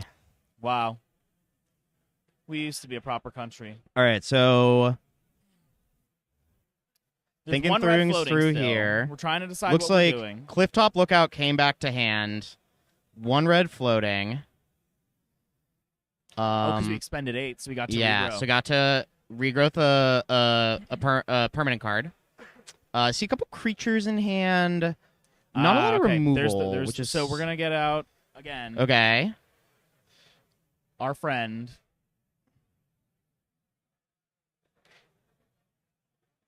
We're a trash tactician. Right. So like the life gain is something here. The life gain is something. I do, man. I don't see this going Avi's well. so under the gun here. This was a very, very good curve out. At 11 life too, like Yeah. Lumra's at 3-8 and 8-8. Just wasn't really able to pressure Joe in the same way this game. And Joe's just going way over the top. Yeah. And this is the thing where you see that like ramp versus mid range dynamic kind of Mhm. challenge without disruption in black or like those removal spells, right? I feel like the Naya white splash is really gonna help Joe in his games. Yeah, because you've got Expel, you've got Repel Calamity. That's gonna let you proactively clear those big creatures and keep things in check on that aspect. So we'll see what happens here. Music Concrete. I have not seen someone do that, but that sounds fucked up. And I support you doing that. That's crazy. You're on a list somewhere for that one. It's like Cultivator Colossus, Amulet All right. Titan, and Lumra. It looks like Just the squad's three- coming in, which does mean I do believe we're about to see some MFs. chumps Oh, here. okay, yep. So we've got a block on the 2/2, chump on the Lumra, and that's I count 6/7 damage. 6/7. Oh my God, 6/7. No! Chat, can we get some 6/7s in chat? So, Oh. we've got the flashback thrill for an extra 1 damage. Okay.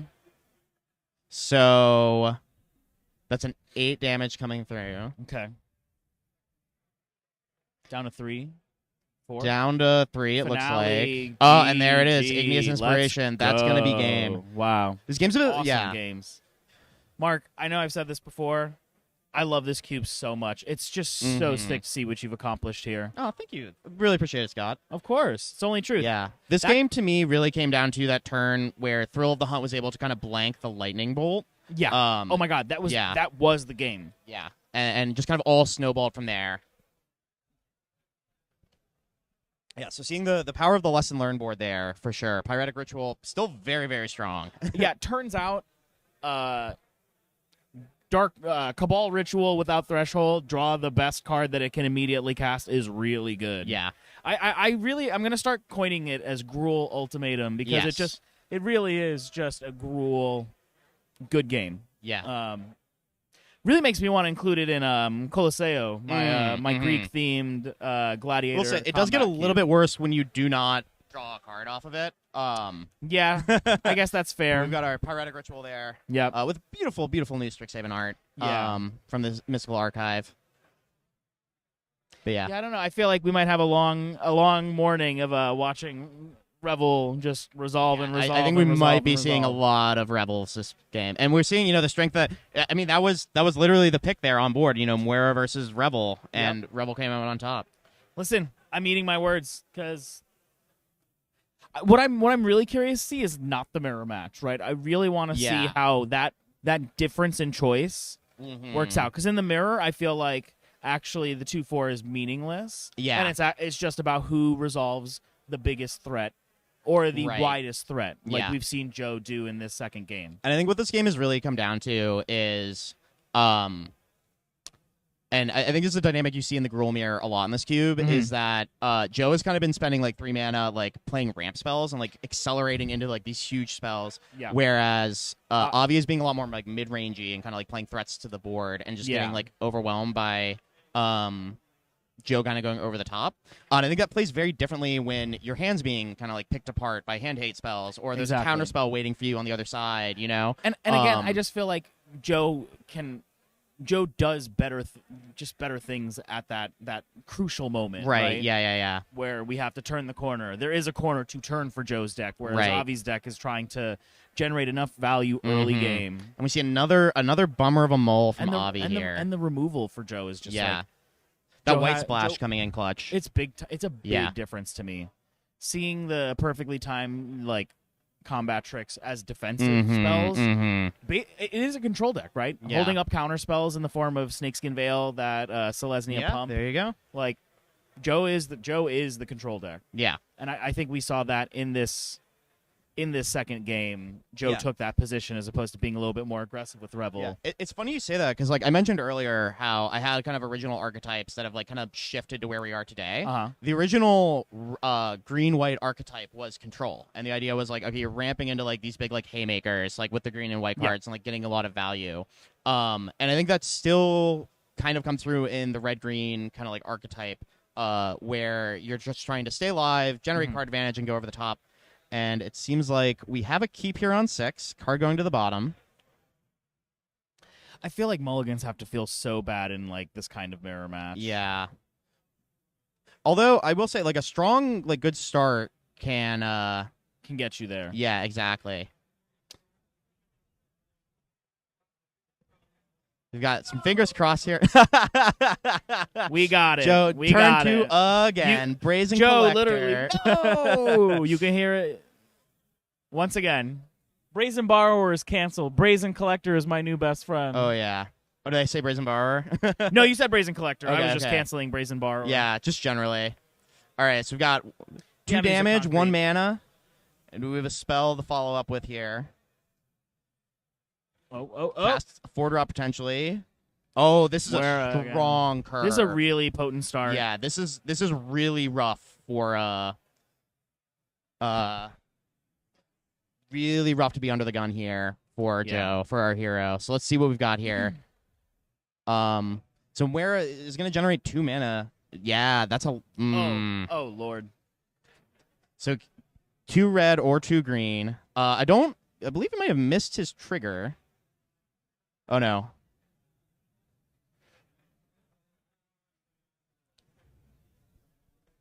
Okay. Maybe just not representing with dice, but presumably maybe choosing here. I think it's fine. Yeah. Curving out is good. And we've got just like a bunch of tap lands. Joe, let's see here. Interesting. I see a field trip in hand that he didn't cast, so probably trying to hold up something here. We've got the mana. There we go. I do. Yeah, a So- proactive dork is really crazy. So I here. do think. There was I don't know. There's a bit of a game issue here. Should we call that out? What was it? He had a red and green. He's only allowed to have red or green. Yeah.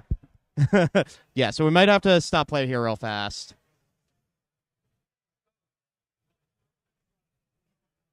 Okay. Cool. So yeah. So it looks like it didn't really matter, but just maintaining proper board state there. Yep. Gonna add only green. Okay. So we have a Giant Grove proactively. Just obviously going just full beat down here. Yeah. That's not Expended for 4. So we've got. Wait, it's not It's for 3. 3. But it's still expend 4, so that's gain 3 life. You can remember you can split expend up across multiple spells. Right. And we've got a 0/0 with 3 +1/+1 counters on it here. And No, they're saying it's a 4/4. I don't think that's right. interesting.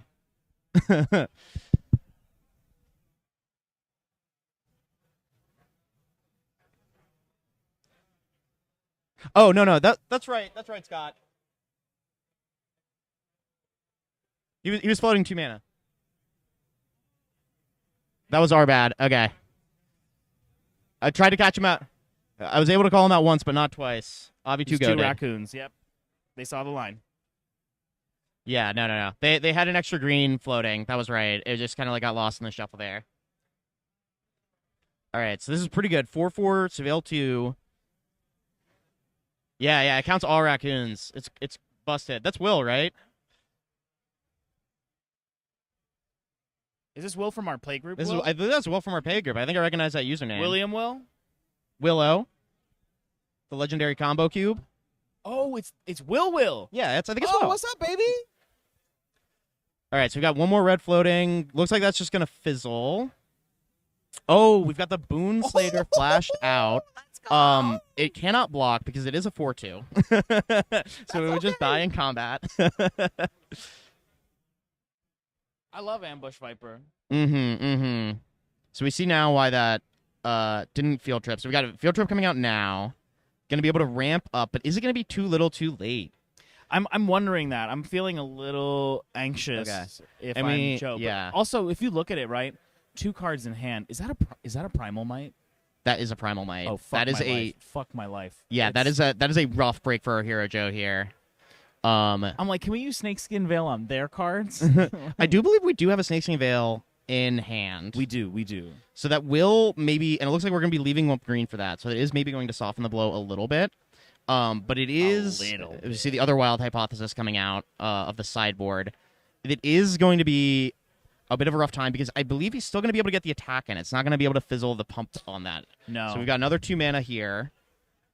Adding 2 green. Ooh, and that's a Season of Burrowing. That's very strong. Are we up to 8 mana? Not quite, but we're going to keep gaining that life. Oh, man.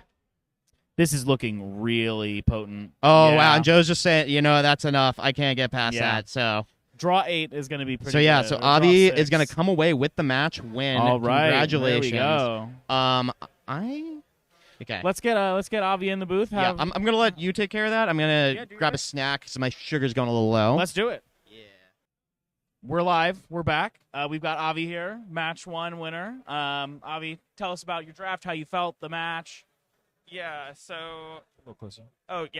when I was looking at the cube, I noticed that I think some of the green errated cards are a little bit of power outliers. Yes. Like Giant Growth with Learn is really disgusting. It turns Wild out. Hypothesis as a lesson is like just not reasonable. Yep. And I think in general, a lot of the Bloomburrow cards are also just power outliers in terms of how Yep. to accelerate. Yep. So that was something I was looking for. Obviously, the 2-drop red raccoon's like so good with Giant Growth too. It was crazy in your deck. Really just Oh, yeah. seeing it. It was just like, what if fire betting was even better, right? Yeah, It's just 100%. really good. Yeah. But yeah, I'm really happy with how my deck turned out. I think it's exactly what I want to be doing in this cube. Only other deck that I'm a little bit scared of is the black-red burn deck. Yeah. Because I think that also gets to leverage a lot of the really good cards. Lava Spike as a lesson is really good for that deck, Yep. and I think there's 2 in the cube. So I was they say, I might feel have like, the did you one I don't you have one? I have yeah, one yeah. of them, yeah. Yeah, you closed out, I feel like game 1 with that, Yeah, right? exactly. Yeah, it was really beautifully played.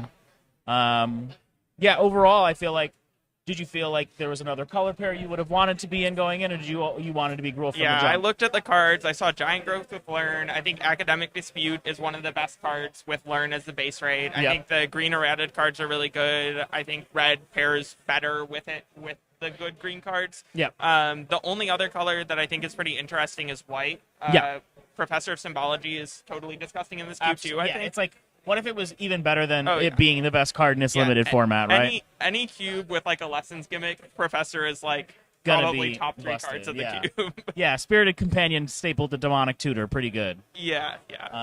Yeah, I mean, how do you feel like you're leveraging the wishboard kind of heavily for your deck? Because when we were watching Joe draft, Yeah. Joe was a little conservative on what he picked up for it. And then when we saw your gameplay, I saw Oh yeah. the spike, some other heaters in the board. No, I think my wishboard has coverage for basically everything. So I have the card advantage with Reckless Impulse. I have Environmental Studies for when I need to hit a land drop. I have Yep. Wild Hypothesis as a play that commits a board. Yep. I have Lava Spike for reach. I have Yep. the 5-mana one that exiles just in case I need Yep, an the answer colorless to anything. one. Yep. So like the last game, I didn't quite have the time to set it up, but if I got another turn in game 2, I was. I'm shaking. Oh your yeah, hand. yeah. Thank you. Sorry. I was gonna pick up the 5-mana removal spell and then untap, go Pigment Wrangler, copy my next spell, play that, get the Luma and something else. Yeah, nice. Which Stabilize the obviously, board. like, it's not a super mana efficient play, but just the fact that I have Just gets access it gets to you that back in, effect. right? It gets Yeah, you back in when exactly. you're staring down a 9/9 Yeah, Lumbra, yeah, yeah. which just like I was saying earlier, it feels like Oh, moat. It's just and so then brutal. the 2-mana green +3/+3, and a creature has to block this as Yeah. like a removal spell out of it seems really good too, especially because it pairs so nicely with Giant Growth. So you buff your guy again. There's no way they can, like, if they have one big creature untapped, you can really get them. Yeah. Do you have more than one giant growth in your deck? Do you have 2? I just have one. Okay. I mean, I would have picked any that I saw, but Yeah. I think somebody else got the other one. I think Yeah. there's a green-white drafter next to me who's got it. Makes sense. Makes sense. What did you feel like having to balance prioritizing your lessons and all of those elements while also prioritizing these sort of like planner niches and themes, right? Because you noted like Bloomburrow felt like a power outlier for you, so you gravitated towards Gruul. Did you feel like it was difficult mid-draft to balance out, making sure you had the perfect wish board for your needs, as well as the deck to kind of like take it there? I think I got really lucky with how my spot worked out during the draft. I had to make a couple really tough choices. Like, I think I picked the Lightning Bolt over like a Moira or something, Right. and both of those are completely absurd in my deck. Yeah, the bolt was so critical, I feel Yeah, like. I had to take the Giant Growth over something really strong. But in general, I think I mostly just... I got to a spot where I had like playable count going into pack 3, and then got to pick up a bunch of the lessons I wanted to fill out my wish board. So I didn't like, I knew I already had my like deck slots covered when Yeah. I was picking them up, which makes it a lot easier to commit to those. I like that this cube only has the 14 card packs, because I think it makes that tension a lot more interesting. Whereas like when you play cubes that give you a lot of cards and have this type of gimmick, you just get to like abuse you do it too all, much. right? Yeah. It pushes it too much to the extremes. Exactly. Yeah, I'm good. All right. I'm going to have Mark, the designer, hop in with you, and then you two can talk about it a little. Oh yeah, congratulations on the match win. Thank you, I don't thank know if you. you've met. I'm Mark. Avi, nice to meet you. Nice to meet you. So yeah, tell me about like the deck you drafted. You were in red green, which seemed to be probably the right seat based off of kind of a mirror match round 1. Yeah. So how'd you like kind of like navigate the draft and get there? When I looked through the cards in the cube, like I was saying earlier, I think the red-green cards just stick out as power outliers, Okay. especially Giant Growth. Just seems like maybe the best card in the cube. Giant Growth with Lord is just like completely Very strong. reasonable. Yeah. So I think I was looking at green-red, maybe green-white. I also think red-black has some nice qualities, but not having access to Giant Growth with Learn or Wild Hypothesis with Lesson seems Yeah. like a pretty big thing to miss out on. I Right. think those are two of the strongest eroded cards in the cube, where they're Okay. just like good, like they are cards that are playable in like current retail limited environments, which Right. means they're a pretty high base level, and they have like a whole extra card's worth of value added to them almost by having one of those two Totally. mechanics. Yeah. Yeah. That's interesting because those are both kind of more recent. So Wild Hypothesis, it was slime molding for a while, which was Okay. like just make an XX. Right. And I found that it was like fine. So I thought like Wild Hypothesis, add the Surveil too. Hopefully not that big a deal, but we'll see. Kind of like gonna get some Yeah. testing out this weekend. Giant Grove is definitely strong, but I wanted to like push people towards like caring about tricks and like having that. Yeah. And so I think it's like a Yeah. very interesting dynamic there. Yeah, I think it Um, would be nice if it was balanced with some similar cards in other colors. Whitehead's Right. Professor of Symbology, which Yeah. I think helps a lot. But I think black, blue, and red don't have anything that's at the same level as either of those. Okay. Academic Disputes maybe number 3. I Gotcha. think. Interesting. Okay. That okay. card seems quite good. Yeah. Totally. I mean, that card sees play in Constructed as Yeah, the best way to yeah. grab a lesson from the Wishboard, right? Totally. So, seems appealing. Very cool. So you kind of came in like knowing you kind of wanted to be red green and were able to like carve out that lane, or was it like kind of like open once you were that there? was the direction I wanted to lean in. Just Totally. like looking through the cube list right before we drafted. Yeah, those were the things that stuck out to me. Okay. Very cool. Sweet. Yeah. So where did your kind of like lesson and learn board like end up? We saw a lava spike. Like what else you kind of Yeah, like draft in your lesson board? Yeah, I was saying this earlier. I think I have like a good mix of all the effects I want. So I have the Reckless Impulse if I really need card advantage. Mhm. I have Wild Hypothesis to commit to the board, which I think is probably what I'm going to be grabbing more than any other effect. Yeah. Totally. I have Environmental Sciences. I have the 5-mana unconditional removal spell. I have the +3/+3 and must be blocked. oh yeah. Okay. Card, and then there's one other one that I'm forgetting right now. I think. The Lava Spike. Yeah. Right. Yeah. That's a pretty good toolbox there too. Yeah, which yeah. Definitely like you said. I feel like Wild Hypothesis is probably you're gonna be grabbing a lot of the time. Yeah. But it's nice to like I can push lethal like with this, Oh, or yeah. like they have one creature and like I kind of really need to get rid of it like +3/+3. Yeah, like exactly. Or like if I have the Rhino in play, I can go Right, like yeah. +3/+3, +3/+3, draw 2 cards, make you block my trample creature. Right, yeah, and it's just Just, like, massive, like gonna really like, deal you a ton of ridiculous. damage and just like abyss you Yeah. on something. Yeah. Very cool. Yeah.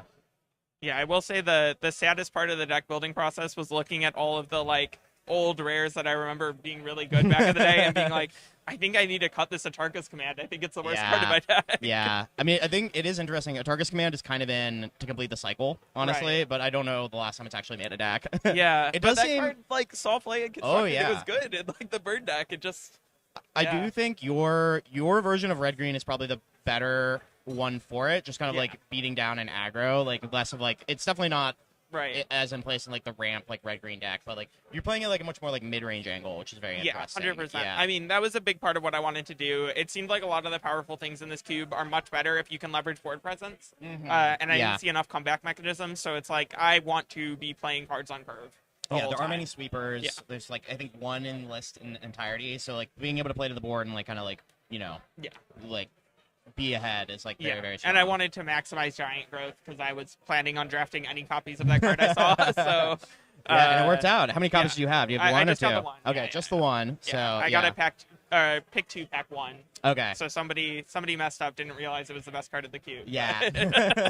It's very interesting though because it's I think lesson and learn are like very hard to evaluate in a Sure. vacuum, and I've heard a lot of different things like from different people Yeah. on what they think the best card in the cube is, and it's created a lot of interesting discussion. So Gotcha. yeah, like you're putting it above like Swords to Plowshares, for instance. Yes. I think I mean I don't disagree with you. I think that is so, correct. honestly. But yeah. it's obviously Swords is very good. Lightning Right. Bolt's very good. Right. Those are probably the best 2 cards without The Learn. non-eroded They might ones, be number 2 yeah. and 3. I don't know. Symbology, I could see maybe being better than like Bolt. But Yeah, it seems yeah. pretty close to me. No, there are some strong cards for sure. Yeah. Yeah, trying to think. Were you playing like with the original Strixhaven like what back in the day, or is this like your first time with Lesson and Learn? Yeah, I haven't played with it much. I did play a another lesson learned gimmick cube yesterday. That was Oh, like did you the- play the yeah. Mutate cube? Yes. Yeah, what was it Yeah. called? It had like a cantilever, right? Yeah, that cube is completely absurd. Yeah, like that all the was cards are just crazy. totally broken. Yeah. I like co-op drafted with a friend because we Okay. had 9 people. Yeah, and we yeah. wanted to fire an 8-person draft. Yeah. And we drafted a deck that had like Professor of Symbology and Gnarled Professor to grab our lessons, which the lessons of that cube are like so absurd, so much Yeah. stronger than this cube too. And then we had like that cube has a bunch of bounce lands. So yeah. we had like Peregrine Drake. We could search up Peregrine Drake with Imperial Recruiter. There's like a clone from Unfitity that clones multiple creatures at the same time. The fuck? So we were playing like a storm creature blink value pile, Yeah. and it was just completely disgusting. But I think this cube hits a better sweet spot for the gameplay, Yeah. especially for an event like this, where like that cube, you had so much going on that it was like impossible to play the games in a reasonable amount of time. We yeah. had multiple people be like, I maybe can still win this game, but I'm just sick of seeing you try to figure out how to go off for like 5 minutes. So let's just call it. There, There's a couple design decisions I was like very intentional about with this. So, the lesson subtype can go on instants or sorceries, but in the original Strixhaven, it was all sorceries. Yeah. And that really helps reduce like the amount of like, okay, I can learn for this card and then do this, and then if I draw that, like it's much more like, okay, I can learn for this card and then next turn I can maybe do something. Right. Even if you're learning at instant speed. I'm trying to like go a lot like closer to like the original like Strixhaven feel. So like hopefully like this is like what like Lesson and Learn like felt like in the original Strixhaven. It's definitely kind of how my memory like sits for it. No, Yeah. I like a lot of the things going on in here. Rad, yeah. Cool. It looks like Take 5? All right, yeah. Well, thank you so much for joining us on stream. Best of luck with the rest of your matches, and thanks for playing the cube. Hopefully, you're having a good time. Yeah, it's a great one.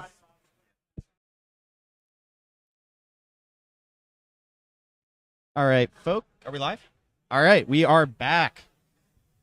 We've got May versus Avi here. So this is the 1-0 bracket. What the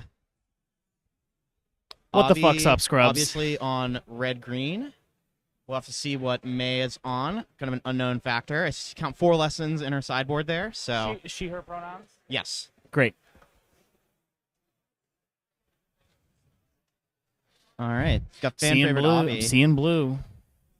Yeah. Looks like we might have a soldiers deck here. So blue-white soldiers. Maybe see how much they're leaning into it.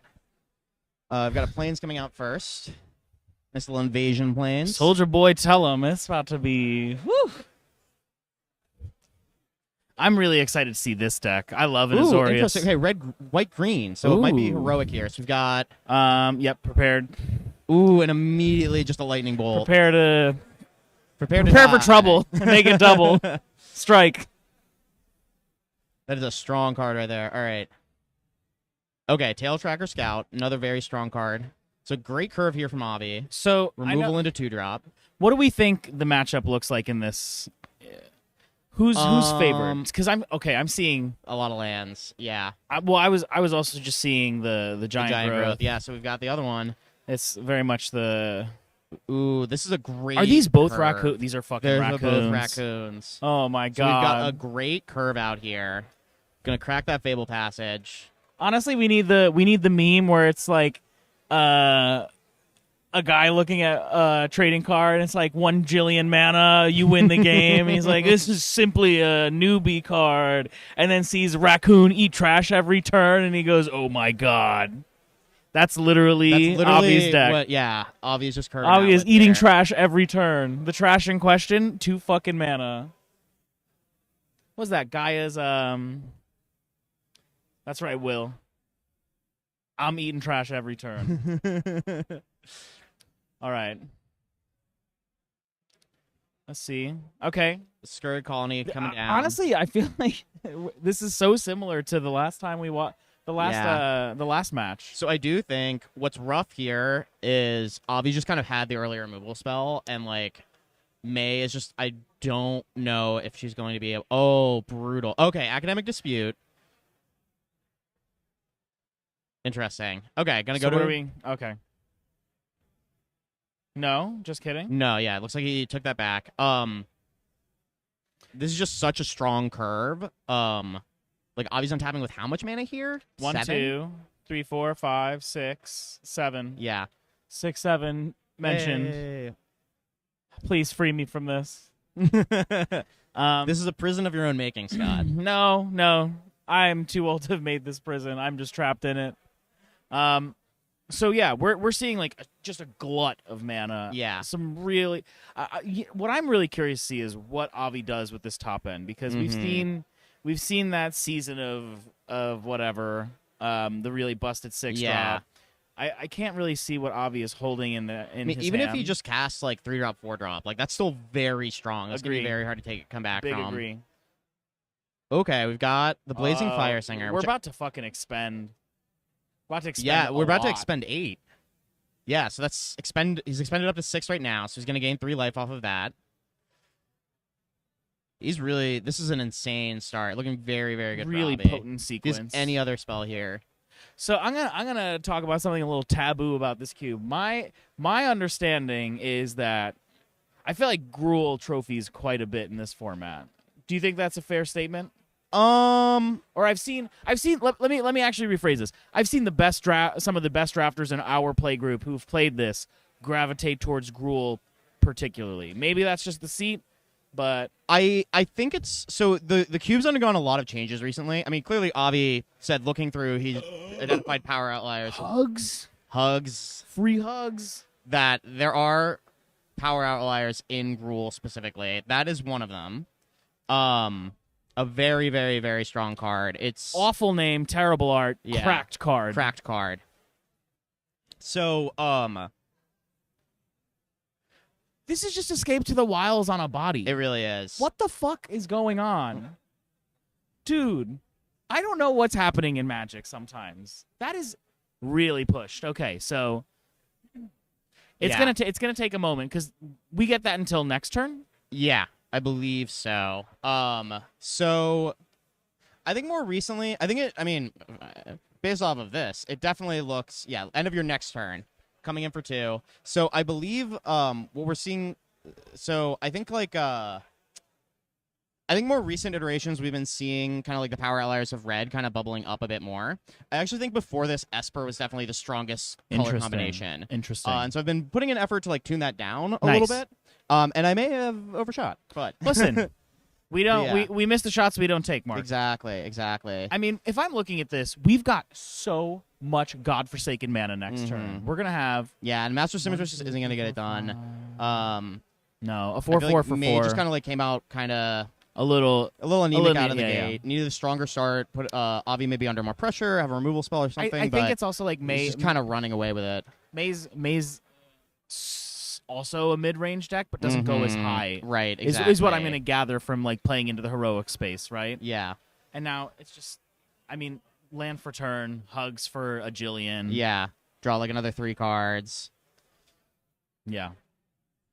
It's just the card advantage out of Avi's deck is so busted. I mean, we didn't even see hugs last match. No. And knowing that sort of escape button was there, really, really potent. Yeah, definitely. Because again, he was like playing more mid-rangey last game, and like Yeah. Now my question is Avi actually playing more mountains than forests here? Because it seems pretty 50-50 on the deck build, but I feel like we've been a little choked on green multiple times. Yeah, I've noticed that as well. Also, Will seems to be disagreeing with you Great. about. I'm happy to be wrong. I Yeah. just have this like almost like do muscle think- memory of that. I do think part of it is recollection. like it was a 10-person pod Got it. where we just had a lot of drafters. yeah, there were a lot of drafters. 3 different people drafted Gruul. I mean, I definitely don't disagree that like a lot of people like kind of gravitated there. Yeah. Part of the problem is that Bloomberg is also the more modern of the sets, and so I Yeah. think that kind of influences a little bit as well. The power level. Oh, that's All yeah. right. Those are all good cards. GG. No lands though, Mm-hmm. notably, but you get to play an additional, so Yeah. we're gonna make our land drop from hand. We've also expended 8, I feel like. Oh my god. Oh my god. Burrow Barrage gonna clear that away. Another expend 8, and yeah, I don't. So that's a bite spell for you, instant spell that also pumps up the creature. Wow. Yeah. Giant growth in response though. Okay. Getting that So that is Nomad's Assembly. That is gonna generate some 1/1s. this'll This will put something down there. Gwen, I'm going to be real. After what I've seen these past couple of matches, I might agree with you. Yeah, it's looking pretty good for Avi. What I really want to see is I want to see what the blue decks are putting up in this pod, because all we've seen has been green. We've only seen Naya decks so far on stream, so I'm really curious to see who got those cracked blue cards that were just clearly going to be floating to them. Will, I also would love to say I hate green, but I actually have been playing so much green lately. We've just counting up 5 cards in exile. I feel like Yeah, this I is a think really hard place to come back from. Yes. I think you're kind of just laughing. Like, Yeah, well, it's like you're going to cast the season. You're going to really just like pump the squad. Does anyone have... Hugs has trample too, right? 5/5 trample. It's a Great. strong card. Great.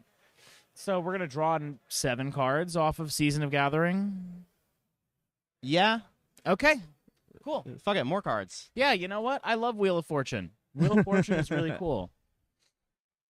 This is Will, I know we joke about not liking green, but like I'm seeing the power of green right here. Mm-hmm. I don't know. All right, so we've got one of the more role player cards, a Pillar Drop Rescuer. Going to buy back that Quillblade Laureate. Oh, Rip. I don't know. This is good enough. No, I don't. I think we're probably going to a game 2 shortly. Yeah. The Shock's going to clear that away. We got to play with fire. Yeah, 5 mana to trade down with 1 mana. That's just that's tough. Yeah, the Bloomburrow cards feel really potent. Yeah. Yeah, well, I agree. Hugs honestly is such like an insane base rate, just as like Sundering Shaman or whatever that card was from Ravnica Allegiances once upon a time. It's just chonky, and then being able to like get those extra cards on top of it, play the lands to get it. It's definitely it's a very, very strong card. Yeah, I don't know. A lot of good words on it. Yeah, and here's Season. So I wonder if we're just gonna see 5 paws worth of counters here, just trying to try and close out this game. I definitely would think that's justified. Like, we're just not even choked on cards. Right, exactly. We Like, don't you already need have so many that. cards. Just like you don't know what could possibly bring May back into it at this point. But it's okay. It looks like he is going for the Full fat. yeah. Make it Wow, just turning it into a 10/10. All right, Academic Dispute gonna force it to block. So we've got a Darksteel Colossus, a bunch of Badgers, and a Yeah. 2/3 human swinging in. More lands, more mana. If I'm Avi, I'm going to be shuffling for this another deck card, gonna really grab- hard Might just because it's all in play right now.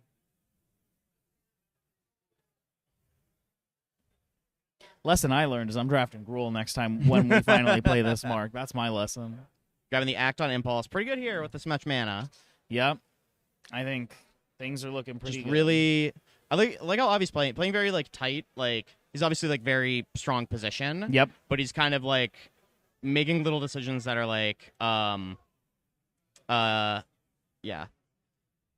making little decisions that are kind of keeping any door from opening for May. So here's my question. Why are we not swinging out with the squad in that position? I'm not sure. It looks like he wanted to use the mana from that at the very least. So we're probably going to see a Clifftop Lookout coming down. Or, okay, more raccoons. Yeah, and Nomad's Assembly on an empty board, not going to get it done. I need a Wrath right now. I see a Swords in hand. There's unfortunately... Which just is not going to be enough. Avi is cracked. This draw was definitely cracked. I don't think there's a deck in the format that can beat a draw like this with no removal on 1 or 2. No. And that's the thing, right? Avi's deck is just it's so proactive and actually goes a lot taller than I think we realized in match 1, right? For sure. I think we thought it was mid-rangey and at a baseline it is, but it's got so much ramp potential. Yeah. Look at the lands in play. Look at the board state. Yeah, this is Look an at entirely different deck just that we saw. Yeah, just the passive ramping of a couple accidental, coincidental raccoons. So we've got Take an a look at elite the spellbinder hand. here. Might just be taking a pick for taking a check for game 2. Yeah.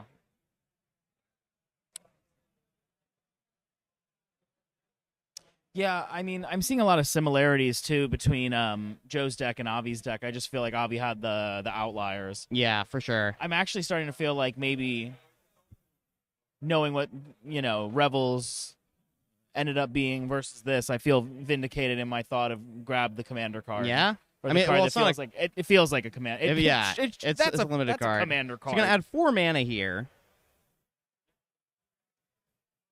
May does have that Swords to Plowshares up, which is gonna let her clear out the Hugs.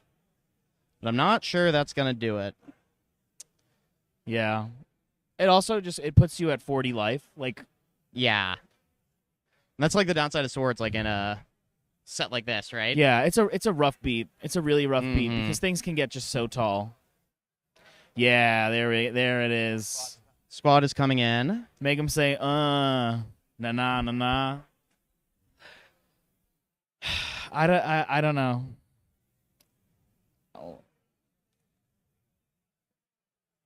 I didn't realize that raccoon that attacked had first strike too. It's a strong card.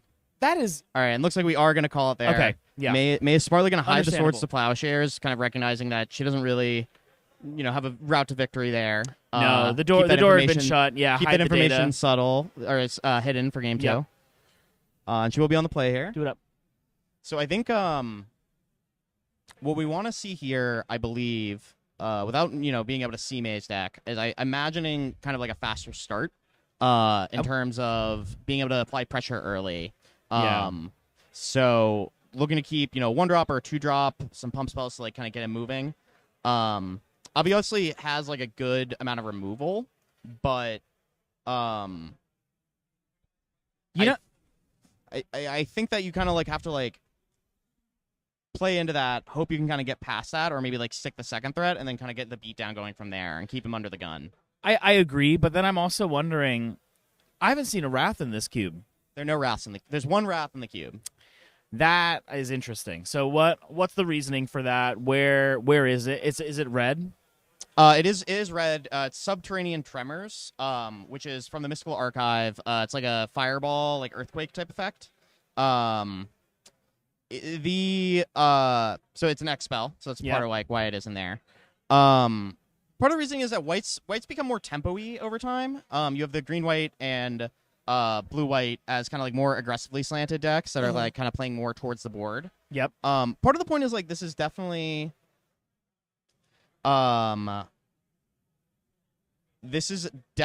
kind of like a more.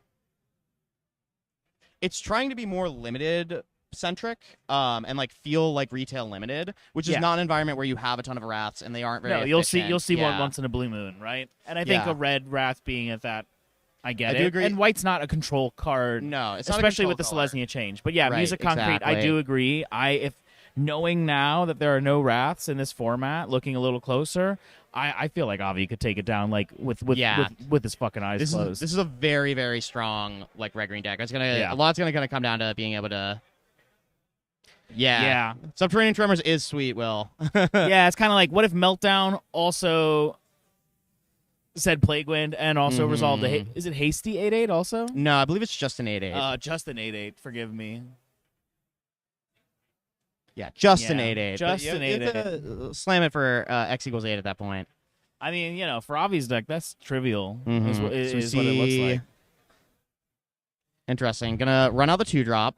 See if the removal. Okay, this one lives through see, Bolt. now we're... It doesn't live through Bolt, rather. It lives through Shock, but not Bolt. Okay. Dang, that's strong from Avi. Just Yeah, what a really good thing to answer early on. And then removal curve out spell on into the 2-drop, both games. Brutal. This is looking very clean for Avi. Yeah. What are the 1-drops like in Selesnya? Like, do we have a really good proactive threat? in your opinion, Mark? There are a few. The best ones probably there's Favored Hoplite and Recruitment Officer. Yep. Are both kind of like the primo like one drop. I mean, they're the only one drops. We've got a Hugs for 4. 5/5 Trampler, playing extra Lord. land. On It's looking rough. Ouch. Was that a turn 3 hugs? That was yes, turn 3 hugs. Just Oh my god. great curve out here from Avi. Okay. This is looking really scary. Yeah, well, oof indeed. There are no oofs in this format. I don't see any removal spell in.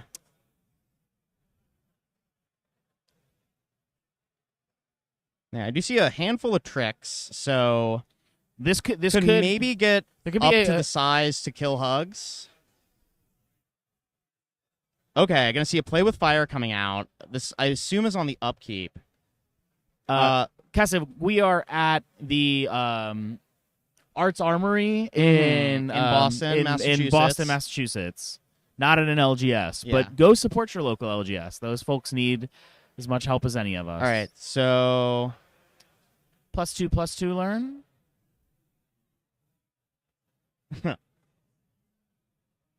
yeah, so it's +X until end of +X +X until end of turn. And it will also learn. So we see grabbed an expanded anatomy there, which will also 3 damage, saving it. I do believe I saw a bite spell.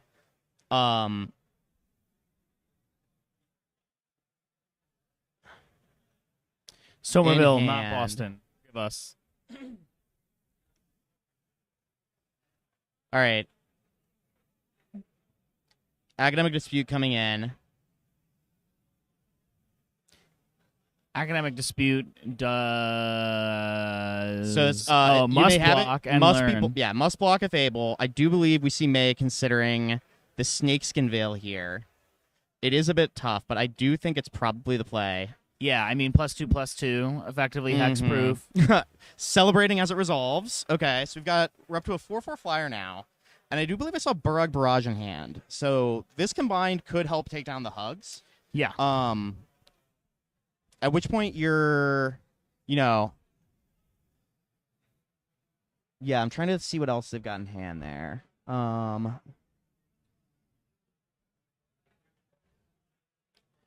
But let's see here. I see. Okay, so I see the giant growth in Avi's hand. Okay. So. There it is. Oh, Coming wow. in, just firing it off. Just fucking jamming. I love that. Gonna deal some damage. Oh, must be blocked. Oh my god.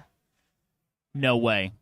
Must be blocked. Must be blocked if abled. That's from Compelled Duel. Gonna clean up that 2-drop. Wow. That Dang. What a you really hate beatdown. to see it. Just You like really do. always had it, right? Just like the perfect answer in a scenario Yeah. that was positioning May to have a comeback, take out the hugs, but I feel like the second your deck gets as tall as something like hugs, you're Yeah. really in a tough bind in this format because it feels like a lot of the creatures are actually kind of on the dinkier side. I definitely agree with that. Hugs definitely stands out. Hugs is definitely a power outlier. Yeah. In the cube in general. Yeah. Every cube's got them. There's nothing Yeah. wrong with that, but There might be something wrong with this one. I'm not disagreeing with that either. Okay, looks like we're casting a cheeky expanded anatomy. Or no, okay, looks like we're casting Elite Spellbinder. Revealing still had all these. Wow. Wow. What a Yeah, that's what I thought, Will. Take that shit back. Yeah, no, this is just like an insane. There's another one of the one drops, mild mannered librarian, but yeah, I do not think This is always what I like, even in Coliseo, right, where we have a heroic theme in my cube. I'm always very dubious of like if you draw that 1-drop late, it's Yeah. non-functional. Well, I you do know? think this is actually a 1-drop that I think kind of that's part of the reason I like this 1-drop specifically. I've got Chris coming back, so maybe we can get it on screen. Mild mannered librarian there. Yeah. So the idea is like you can play this on 1, you can start pumping it up, and then you can trade it in for an extra card and like turn it into a more real threat later on. Is kind of the idea there. Yeah, I see that. With that said, I'm not sure. And a flavor win too, being a Mhm. mild-mannered librarian. Exactly. Many such cases. Many such cases. It's about to be over. This 1-0. Avi. All right. So we get expanded anatomy. You know, this is actually interesting. Huh. So we got expanded anatomy. Turn it into a 3/3. Oh, it's still 1 short with the barrage. Oh, that's brutal. I feel like this game has really warped around Hugs in a way that like is really difficult if I'm on May's side because it's always just 1 point of damage away. Yeah.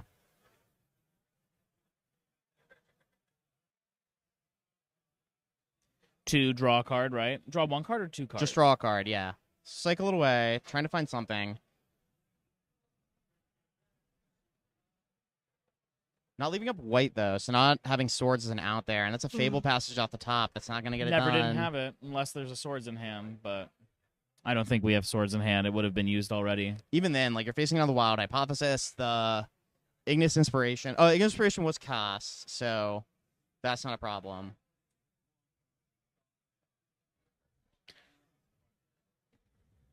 If I'm in Avi's shoes, I'm just trying to think, how do I just keep this position, right?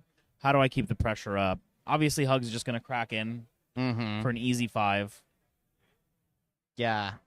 It's like, it just depends on what May can do to keep that 1 drop alive at this Go to point. 1. And going to 1, honestly, it doesn't feel good, but I feel like you don't It's have the a lot move, of choices. yeah. I mean, and, you gotta. And the bolt's been spent. We haven't seen any Yeah. direct damage, really, right? But we do have a big-ass fractal. Yeah. Oh, frack. 5/5. Exile, Surveil 2.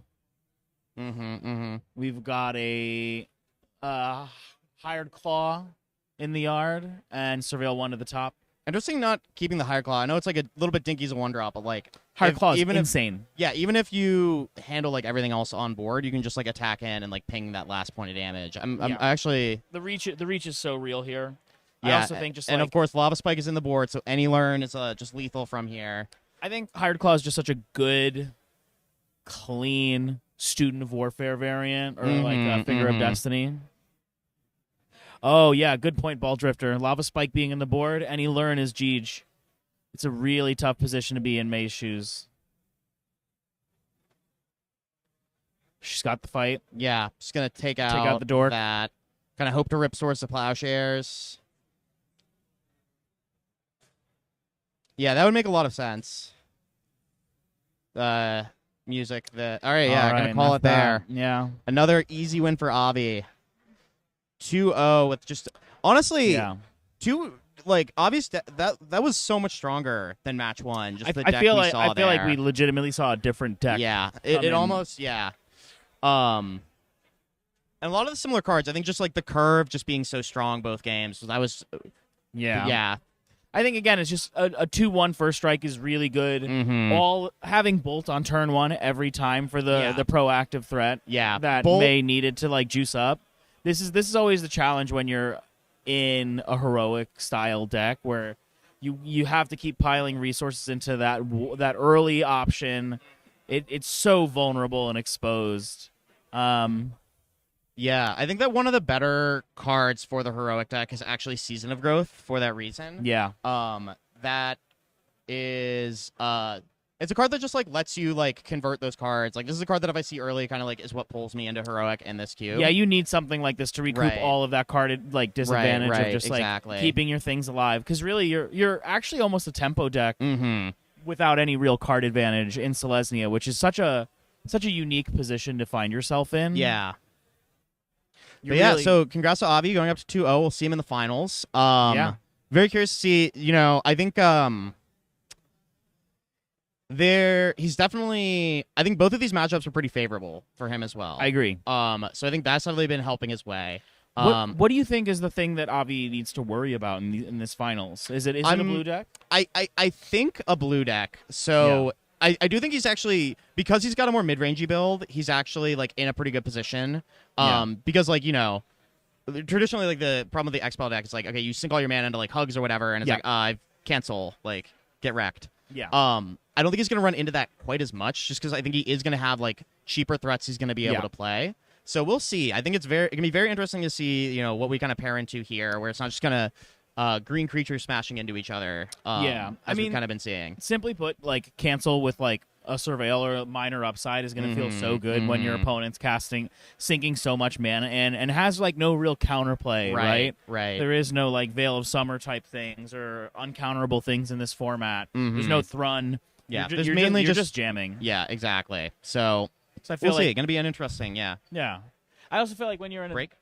a deck like this, even like your mana leaks, your miscalcs, those sort of things, your quenches are good because your incentive is to just jam all your mana into those X spells, right? You're incentivized, and there's this tension of like make sure it gets through, which maybe in game 2, game 3 you'll have, but you're just trying to maximize your value. So those cards are going to be live longer, I think. Yeah. Yeah, it really depends. I think we're going to take a quick break for a moment while we just get over to the, next round. We'll be back in a second. Sweet. And round 2 is so over, and we are so back, everybody. What's up, chat? It's your boy, Scotty Mertz. I'm here with Mark. We are at Boston Cube Party, round 1, draft 1, round 3, the finals in Strixhaven Study Abroad. Mark's insanely awesome vibes cube of Strixhaven traveling to different planes, errata, lesson, and learn if you're just joining us. And right now we've got an incredible Boston grudge match of Avi versus the one, the only Dan Thorne, Mr. Space Jam himself, designer of the Hoop and Cube. And we're seeing an interesting thing. We've been following the Gruul, the sort of like the Gruul ultimatum, just like the pure control and mid-rangey just magic of Avi's incredible deck. And Dan has just been sinking his teeth into his opponents with Dimir good cards. Yeah. So there's been a lot of chatter about kind of like blue in the chat not having as much going for it. I do think this is going to be really, really interesting because I think a lot of it is really matchup dependent. We've got the high roll going on here. Oh, yeah. Bones! It's fucking Bones in the chat. Let's go! Hey, wow. Bones, how's it going? My legend, my judge, my homie. All right, we've got Gwen. At least Dan is in this pod. Duress. Dan Thorne went to Harvard? We got a friggin' scholar over here. We've got Wonder Up. We've got a Delver Hold Secrets. So this is I have a classic, master's degree from McGill University. Thank you very much. So don't ask what it's in, though. Brazen Collector coming down again on as a community college just dropout. Such a I'm strong, offended. Ooh, okay. We've got a flipped Delver on turn 2. Oh! So this is a classic. You know when you love it. It is definitely like a little bit. I don't want to say like context shifted here, but it's like you aren't usually. I was gonna say you weren't flipping this on turn 2, but apparently Dan's just goated. Honestly, you just fucking love to see it. Sometimes you just got plot armor. Yeah. So Dan has played a very chill, very cool 1-mana 3/2 flyer, and is now going to maybe follow that up with a banger from the original Strixhaven, Hunt for Specimens. We'll see. He might be thinking about something else here. He also has a Duress in hand that I can see. What I'm maybe deciding between those two. Yeah, I think what I'm really curious about is what's Dan packing in the board. What are we learning? Yeah, what are we? Are we listening and learning, chat? And he's going to grab a Serpentine Curve. So this was a classic from the original Strixhaven, kind of a build-around card here. And it's been juiced up a little bit. We have decided to give it Lesson, and so he's grabbing it out of the sideboard. Do you have Rise from the Tides here? Rise from the Tides is in, but it is not a Lesson. You have to main deck it. And I do actually I was like, this believe... is Rise from the Tides at home. Yeah. Yeah, Will. It is a swaggy-ass card. Honestly, So just we'll like see. it's so Strix. It's so perfect. 2 strong starts here. Both players playing to the board very aggressively. Now, one thing to note, and if we look at the hand, Avi is seemingly choked on green mana, and you can see things like Hugs and other. But we have here an cards. Igneous Inspiration coming in, and I do believe he's got that Environmental Sciences. We'll see if he reaches for that here, and indeed he has. Okay, we're back. There we go. So that'll let him, go fetch a Forest next turn, gain 2 life, kind of help stabilize against that Delver hit. Yeah. So we're at parity life total wise. There's not a lot to worry about if I'm Avi. Yeah. Just yet. So but we have I see these really good cards in Dan's hand, and I wonder where we're gonna end up, where it's all gonna shake out. And it looks like we're gonna get a peek at Avi's hand here with a Duress. See what he can pull out of here. Is he gonna? Oh, he bricks. Oh, that's brutal. You hate to see it. Yeah, that was something I was worried about in terms of This matchup specifically. Yeah. So we've got the Hugs in hand as well as a Savage Ventmaw and a Pigment Wrangler. So a lot of like good strong cards here. one thing that is interesting is that if Dan is able to, What the fuck? I know, right? Oh, Dress took the sciences. I'm so sorry. Oh my god. So no more green mana. And we've seen Arcane Subtraction coming out, save 2 life, and learn for a card. So it's -4, -0 until end of turn. And it looks like Dan is going to go grab an Environmental Sciences of his own. And then get the block in with the Pest token, pick off. Oh my god. Forest off the top is going to let a Pigment Wrangler come out. Okay. We have a game here, folks. Both players are playing faster than I can commentate. We have 2 just heavyweight hitters going back and forth here. Wow. And Unbelievable. There's a Pigment Wrangler. What a This is a pull. newer card from the new Strixhaven set. Very, very strong here. Just well statted for the environment. Yeah, 5 mana 4/4 flying. By the way, very meaningful. I feel like in this Mhm. matchup we might see knowing things like a turn 1 Delver's on All right. play. There goes the Um, Fable. Fable for untapped land feels great here. If I'm Yeah, Dan. I'm curious if get my second black. Get yeah, locked yeah. in. I do wonder if Dan actually has a splash because I saw him go past his swamp there. No, okay. Huh? Looking for a specific art, maybe. Yeah. Oh looks no, like there's a mountain a cheeky mountain in there. So Okay. he maybe has a splash card. probably in the board, Mm-hmm. but no, he's doing the judicious thing. Yes. Yeah, well, this is a very swingy game to start off. I mean, it's just been trade after trade after trade after Yeah. trade, like really just going in. So Yeah, we'll music. I see. think the prepare card's really great here. Mhm. Makes Dan have to do something because if you don't have an answer next turn, Yeah. there's Well- a non-zero chance something's going to go down, provided It was Avi also can his draw. only play, so Yeah. there was that. Yeah, true. Yeah, something actually interesting about here. If Avi doesn't draw a forest, he can't actually play this Hugs at all. Okay, so we're gonna see Serpentine Curve coming on in. We've got a Fractal. Counts itself, so that's gonna be 1, 2, 3, 4. So we've got a 4/4 on the board. So let's see. Can Avi just slam it? Okay, coming in for 4 in the air. Even an instant sorcery is good here. Avi has a lot of good draws here, and there's the forest. That's a huge draw. Big Forest draw. is big. Boop Hugs is exile coming one. in. Getting froggy. Play the forest. Play the second mountain or second land per turn. It's looking pretty. It's looking pretty interesting. Yeah, I really gotta wonder what's going on in Dan's hand right now, yeah. Can't quite see it. He's playing a little bit close to the chest. which I get. Is that? I think I see a Mystical Archive card in there. It's hard to tell though. Looks like he's casting the Environmental Sciences, Yep. gaining 2 life. I feel like the life gain is going to be really meaningful in this match, just because it already feels like it's going to be a close it usually one. is. Environmental Sciences is like, it just like adds like that little bit of extra. Yeah, that oomph. Mm-hmm. Yeah, the monsters are here. He needs his secret stuff on Yeah, the sideboard. I feel like what we've learned and seen this morning really clearly is that Hugs is just not a card to joke around about. Mhm.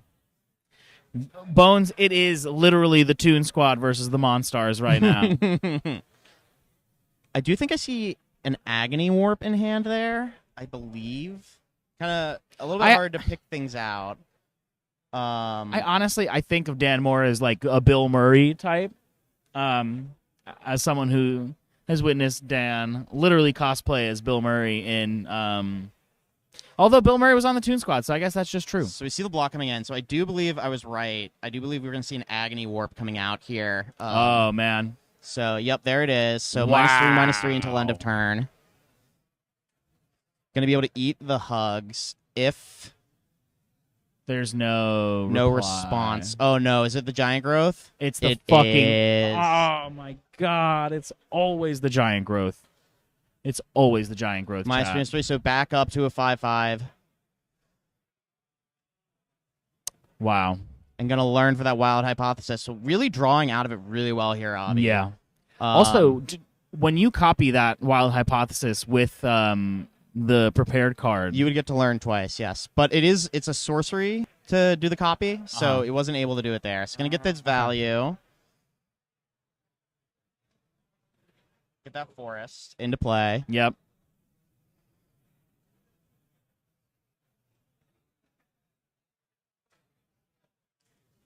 Let's see here. I do think I see that Rise from the Tides in Dan's hand. but they enter tapped. It might just be too little too late. Oh, damn. I never remember that. But, Yeah. you got no choice but to jam right now. Right. So it's going to be a lot of zombies. So we got 2, 5, 3, 9, 10, 4, 1 life 5, gain. I think 6. Okay. Dan's still in this. Yeah. It is rough, though, and just knowing, like, we have 2 more haymakers coming from Avi, this is looking clean for Avi. Mm-hmm. See a number of zombies hitting the board. Mm-hmm. Say, sort through my 6. messy token pile. 6 zombies, not decayed. Just the classic. Yeah, and it looks...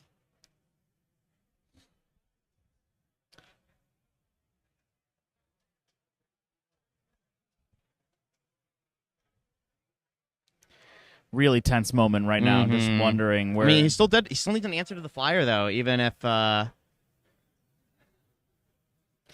Thank you, Bones. I knew it. So, yeah, there was also... Oh, I'm sorry. I'm completely misunderstood your question. I'm so sorry. So, basically, there could have been a moment where this board state could have been even more cracked. Yeah. I mean, that could be now. Let's see. You're taking 9. You're going to go to 2. It's just like you don't even gain need 1 it life, now. back up to 3. Yeah, and there it is. We're gonna go for it. Boop. And boom goes the dynamite. That's 2 6/6s. Yeah. And double surveil too. So Avi looking goated yet again. And we got the bolt on top. It's been real, chat.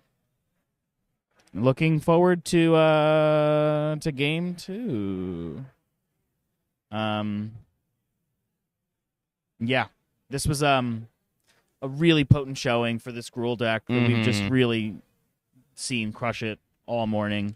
Really masterfully drafted, masterfully played. Yeah, and Dan's going to pack it up, go to game 2. Understandable. Take as long as you need. Yeah, I mean... Oh, bolt on top, yeah. yeah, the surveil bolt to the top was just really 1-0. Looking through his sideboard, yeah, okay, that's interesting. I do think the Baron coming in is good here. What are we pulling in? Baron, so it's a bounce. Baron really good against Jam. all those tokens that we've been seeing, being able to clear it up. It's just like a Land War variant. I don't know if I saw anything else, but I do like that pull from Dan here. I think like bounce spells are really good when your opponent is pulling in fractals and things Right, like that exactly. can just be like fully deleted. But also just like Baron as a response to the 2/1 for striker, Right, yeah. like being on the play is just so brutal. And then also knowing that you have things maybe that you could sort of pixie with it could be helpful here. Okay, so there's too. something fascinating here, which Tell is me. that Ooh, Tolarian Terror. Yeah, I'm very curious too. I think you still keep the duress in. The thing I saw, so I saw Duress didn't break this game either. Music Concrete. Duress actually hit the environmental sciences at which a really critical could have been turn. huge. That could have been the game had Avi not drawn out of it. Yeah. Yeah. Well said, Truly Bones. So what I saw was, I saw the red splash. It is Subterranean Tremors, which is Card we were talking about. The so singular let me wrath. pull that up for you guys. The Singular Wrath in the cube. Now, Chris, can we get that on?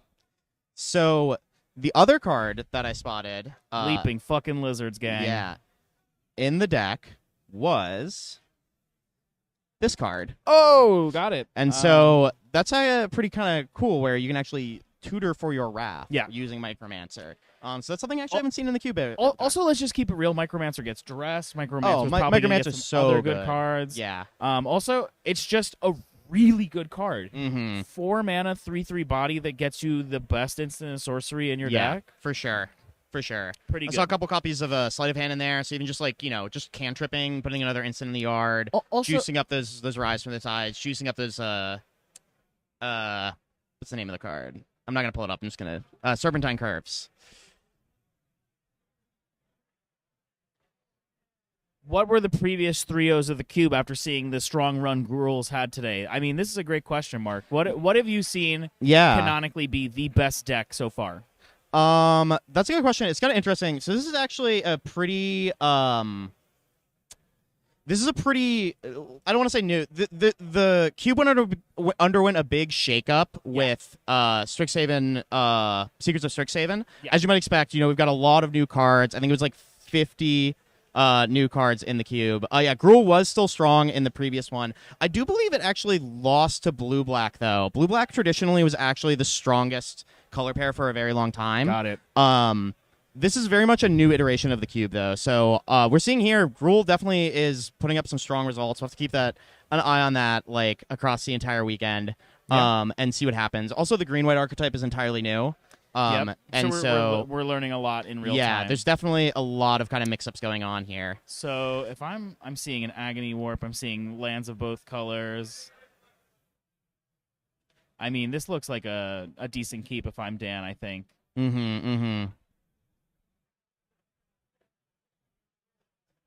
Yeah, this looks very solid. Early removal. There's another, a very strong card here, too. Dark Salvation. Oh, man. I see that in hand. So that is yet another super strong card that Dan can micromancer. Dan has quite the micromancer package going on here. Yeah, I think if I'm if I'm Dan, I'm feeling like, yeah, I may have got in game one, but I'm not out of it. Let's see. Can anyone stop the Gruul Menace? We're going to find out really All right. quick.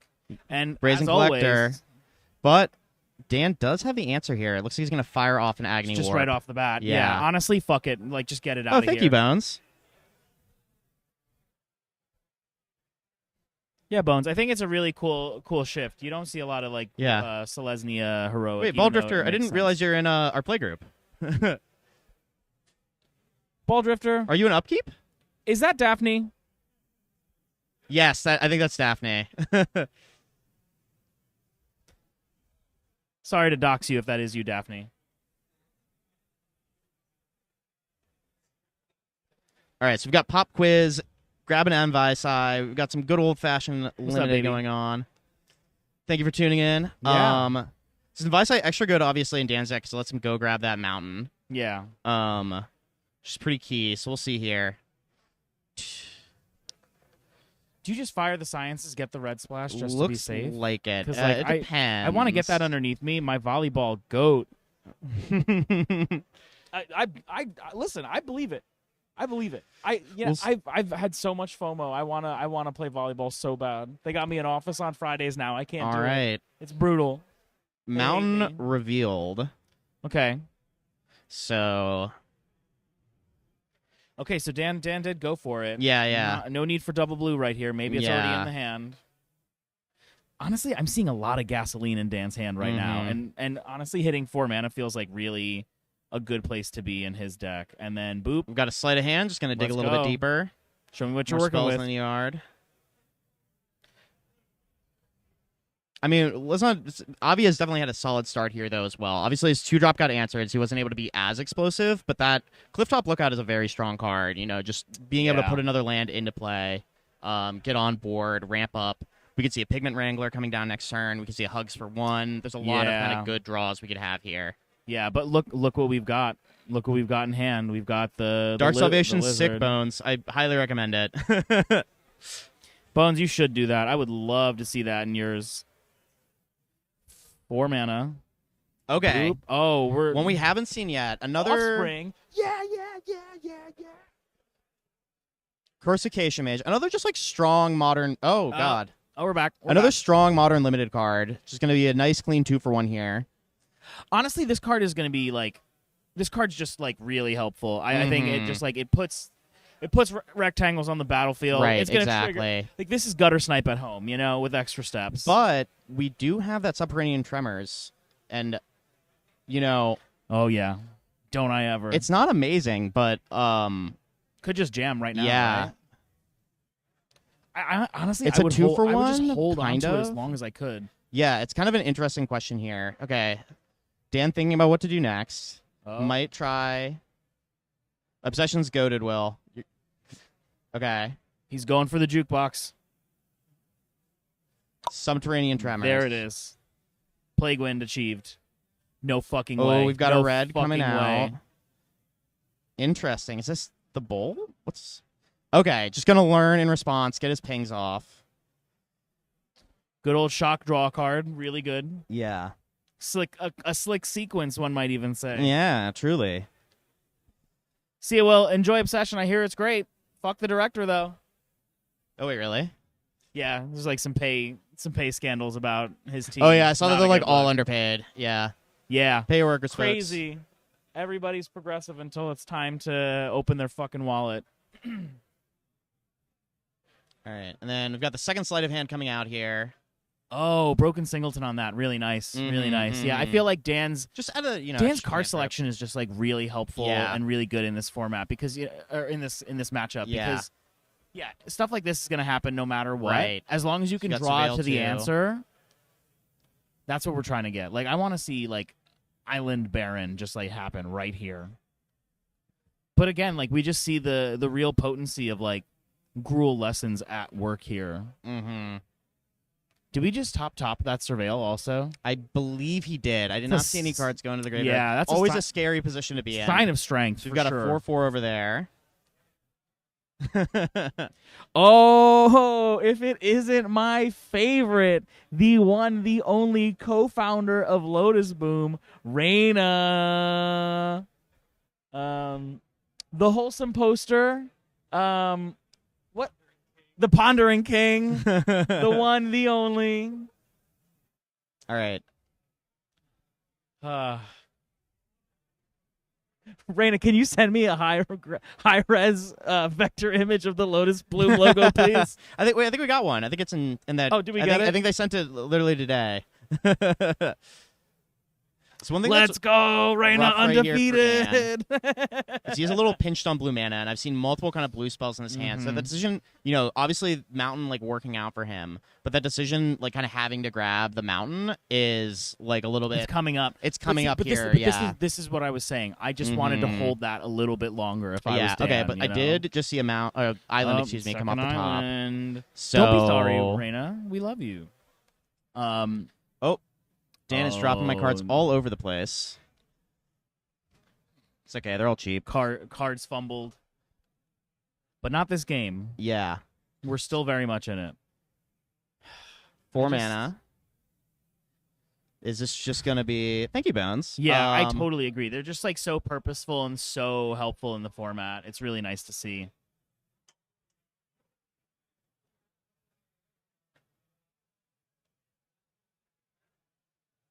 Love you too, baby. I think what he's thinking about is if he wants to try... He has a counterspell on hand. I think he's trying to think if he wants to leave it up I don't want to be out of that counterspell right now because I just need to hold down the fort a little bit. Yeah. Especially because like, he went top. But on the other hand, this is a lot of pressure. It's a fucking 7/7? Yeah. Wow.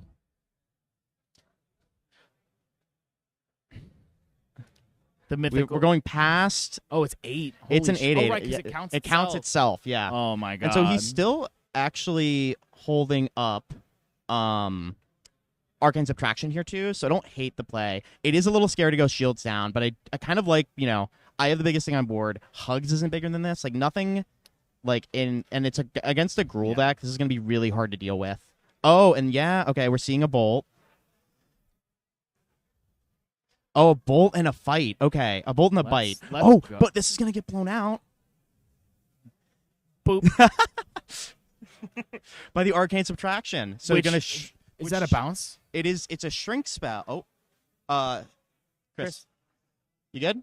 So that's gonna actually shrink down his fractal and keep that's gonna keep Dan's fractal alive here. This is that's a blowout. Crazy blowout. And Dan gets to learn. Dan gets to learn. So it looks like he grabbed just an Introduction to Prophecy. That tends to be one you're grabbing, once you're at the bottom of the barrel of your learn board. Yeah. It's not awful, but generally speaking, 3 mana. Scry 2. Yeah, 3 mana for a preordain. preordain is not generally. He had dropped it earlier. Oh, Gwen. I don't know. I'm looking at Dan's position and I'm feeling real good. Okay, we've got an feel like- attack coming in here though. We blocking? Is this Giant Growth? Giant Growth and Burn? Okay, no, just gonna deal 4. Has a mana floating. We're seeing. Ooh, okay, A Hydra big old Broodmaster. Hydra. That is a strong card right there. Yeah, so threatening activation here too. Also just, what the fuck? This is a rare that's held up from back in the day. No shit. God. Ooh. It's 7-7? Okay, but Baron gonna be bouncing that back to hand. And actually, he doesn't have the mana to cast it on board right now. I believe No. he does need to draw either play land in order to get there. Dan's coming in for 8, and he's got... I think if I'm in those shoes, I do too. You just got to start pushing. The other island is great too, and you know what else is in hand right now? Tell me it's a fucking... It's a Whirlwind Denial. Let's go. Let's go. With the sexy art too. Oh, you know it.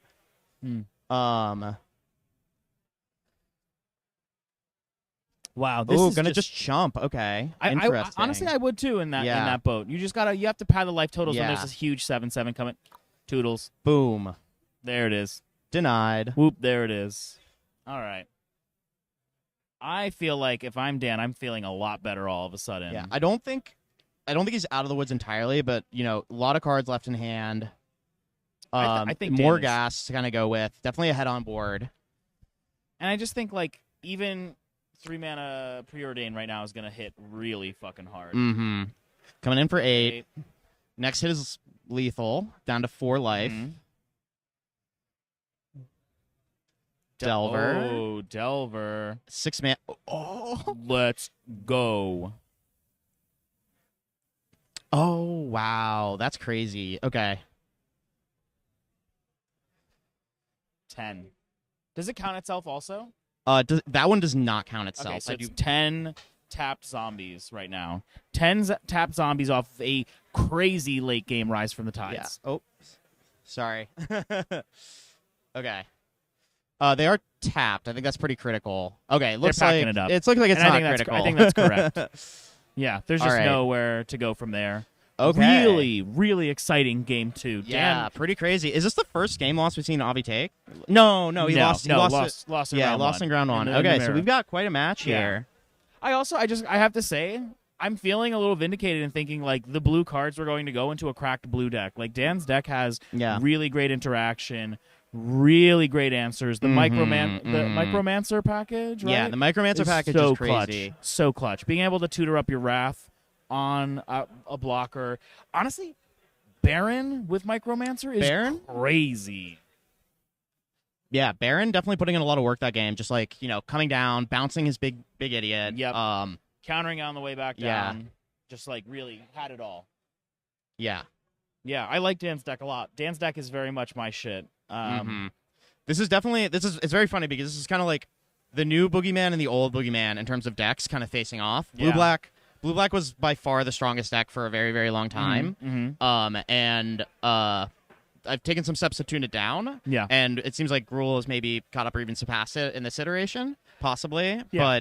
But so it's kind of interesting seeing these two clash back and forth and all the kind of interaction going on here. Yeah. I always love to see the Ghost of Christmas Past and the Ghost of Christmas Present showdown. Know me better, man. All right.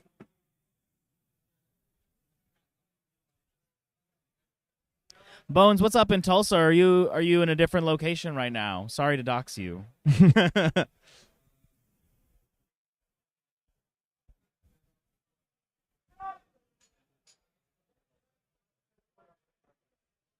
What were you thinking too? Omega Male Lemons?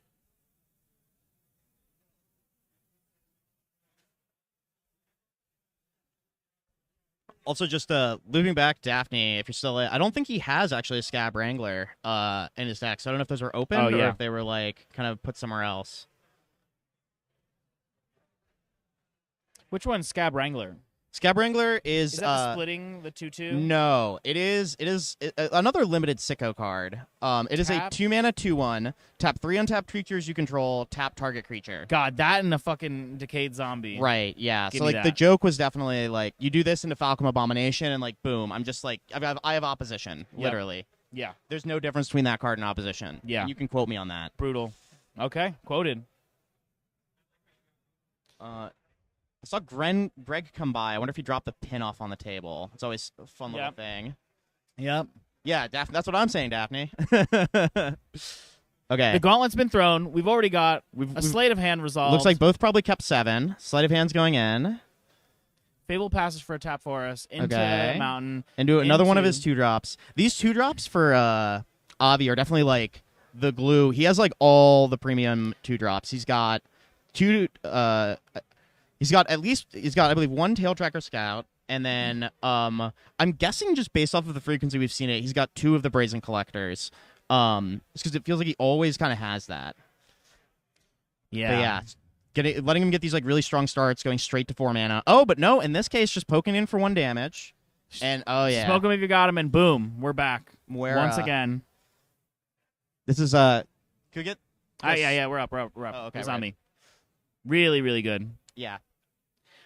Bones, good luck with all of the Avengers. I hope you have whatever time you need to have with that. All right. I'm not excited about this new set. I know that's shocking to Magic the Gathering players who do. You're know not me. excited about a Universes Beyond set? Mark, I know this is like groundbreaking. Oh, hold up. Sorry, not interrupting my own shit posting to talk about Dan's incredible. Dan got a land that I think is like really busted in this format in Great Hall of the Biblioplex. I think this card is really good. City of Brass that doesn't hurt you in this format because again, this is still Strixhaven, baby. There's still a high density of instant Coming in for sorceries. 3. We're seeing a very strong curve out here from Avio. Kind of like this is reminiscent of the match 2 curve outs that we saw. Yep. It's gonna be interesting to see if Dan can bounce back. Dan can actually bounce back from this. So like Let's here's see the, here's here. the thing. If Dan has what he needs, there's a world where we can still be in this. But right now, this is like 2 mana floating. Yeah. Like we're on 6. We're on 6, maybe 7 mana right now. I know. I'm and just sorry. still kind of getting beat down. Yeah, and just turning stuff sideways. Like I saw at least a Savage Ventmaw. I believe at least 2 lands. So I Yeah, one there was unknown on definitely 2 top lands. of that. Kind of hard. Yeah, hard to see exactly. But I definitely. Oh, interesting. Just let the mana fizzle. okay. Maybe just not playing into counter spells. Saying, okay, yeah, no. If you're not If you're not going to answer it, I'm Yeah. not going to give you something to answer. without a removal spell, it's going to be a little bit tough. I agree, Bones. Moira is going to be tough to overcome. Not playing into Wrath, not playing into anything. Yeah, it's looking a little bit dicey here. Yeah. Okay, maybe considering something on the end step here. Nope, just going to go to untap. Yeah, no removal spell Play yet. with fire to the dome. Oh, on the Scry upkeep, 1. trying to get the Scry in. Just being very aggressive. I like this play. Okay. Yeah. Scry's to the bottom. Maybe you have a glut of mana with Moira in play, so you might as well just be efficient, get your selection where you can, push your damage that you're already going to push anyway, right? Exactly. I don't think you're like going to be happy using that shock on a Rise from the Tides token Yeah, or even a Delver totally, at this point, you totally. know? You got to push your advantage. You're the beatdown. Coming in, just not Again, giving let Dan that any mana targets. go. Dan, Okay, animating. Dan is going to act. Yeah, so he's got a 2/4 in play now, so that's something. Can maybe stem the bleeding a little bit. Yeah. We need that wagon. Ooh, okay, I do see a Baron, but that Hall of the Bibliopex kind of hurting him here actually. Oh, because He's got the second island.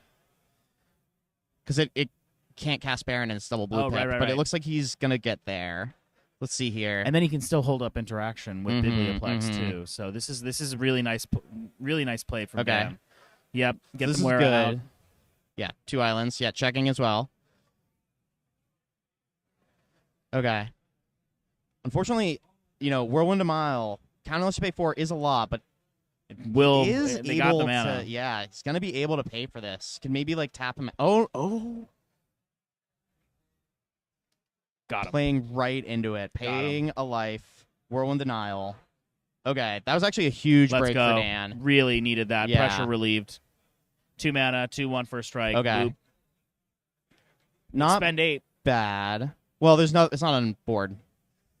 We just regrow. Oh shit! Yeah, that's crazy. Okay, The expend 8 regrowing the 4/4 Yes. flyer. This is So, yeah, really one of the first times I've seen that come in. That's huge. That 2-drop just giving all that value back.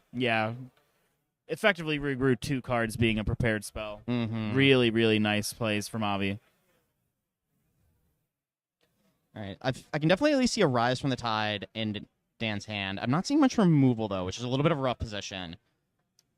It's also a Rise for the Tides right now is only 6 power. Yeah, and We need a little bit more juice here, and it's we're all at tapped. Yeah, 7 mana, so 4. 4 mana. Talarian TT, Terror. baby. Okay, so that's pretty big. So this board is Yeah. relatively stable. We obviously have a flyer coming down, which is going to be a little bit of a problem. It's a 2-turn clock right now. Music Concrete, I do this agree. is really tight. I Yeah. honestly, I think Avi's still favored, but and it's playing very well as we mentioned. Okay, but I do think. Miscalc or something like that. Oh wow, it counts itself, so he's going to get that effect. This is a huge break for Avi. What counts itself? The Muera is counting itself for expend. Oh yeah. So going to gain Does. 3.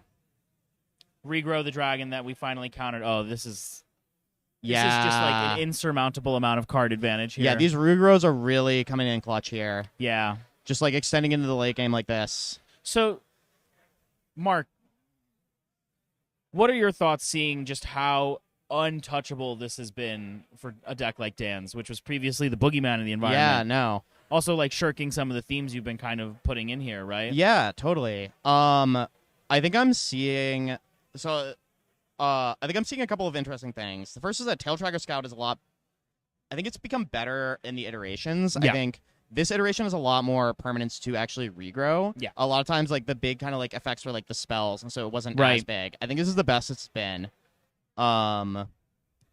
Yeah, the Commander Raccoon 2 go. Well, it's so funny. Actually, the only one from Commander is a Tail Tracker Scout. Mara is just a rare, but it is Yeah. a 2 of right now, and has me leaning towards maybe moving it to a 1 of. I think where, thank goodness it was split between 2 decks. Obviously, you can only have one in play at a time, but if my deck has this kind of consistency, I have like, I don't know, it's such a huge mana advantage. Yeah, and Moira's from the base. asymmetrically so. But I think for me, it's the regrowths that have been the most offensive thing. Yeah, I think both of these could be cut down to 1, and if you wanted to keep the package as it was, but it's just like, yeah, it is from base Music Concrete. It's really surprising that Moira is just like a normal in standard card, because when you see it here on this battlefield, it looks like a commander card for sure. It really It's got does. a lot of words on it. And also just like the stats are definitely like 4 4 toughness is so good. yeah, very tough to remove. See Dan kind of consulting his hand here. Gonna be tough. I mean, I'm gonna need to consult some star charts. as It's not we've looking- established, Avi is goated. Yeah, it's looking really good for Avi's position. It's also just like another flyer is in there. And Is a that hasty hit? one I at was gonna that? say, Yeah. it's haste, doesn't it? Yeah, we've got Retriever Phoenix, another original Strixhaven card. Oh my God, this is a great card. Wow. Also, incredible art. Karl Kapinski, go off. Yeah, really nice. Doesn't that look good? It looks incredible. I will say any line of text that says when it enters the battlefield, comma, if it was cast is transphobic against me specifically. I want to flicker shit endlessly. Anyway, You heard it here from the Pauper legend, Chris WR5 on Venmo. Send money to our legend. You know, listen, Chris traveled interstately lugging I've helped Chris transport this rig before. Let me tell you, it's heavy as a motherfucker, all right? And they came here to bring all of you sickos online at home right now, Cube. So you know what I think you should do? Open your wallets a little bit. Support a friend. Do some good. I encourage you to do so. Now, looking back to this board state in this game that we've definitely been paying nothing but attention to, I actually feel like nothing has happened. We've just kind of we're tanking right now, right? Yeah. Well, he cast a environmental sciences. Okay. I guess he's probably thinking about what his subterranean terror outs are. That seems Yeah. like probably Bones Popper has no space for flickering. That shit sucks. the.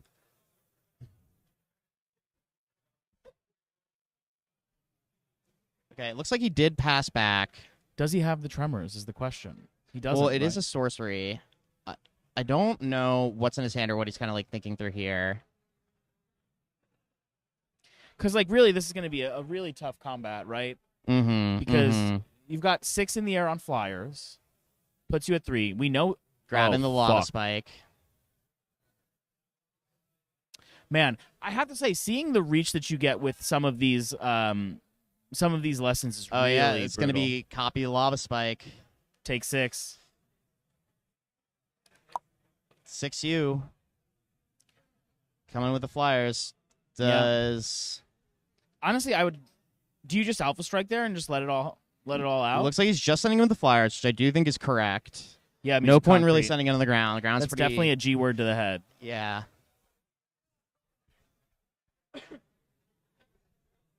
Yeah, you know, I'm gonna be vulnerable. I'm a little biased because I love Dan Thorne so much, but this is a tough place to be. Do you think he has? The twisted whatever. Oh, what the fuck? Oh, so it's a mirror weave. So this is a fun little include. That leads to some crazy stuff.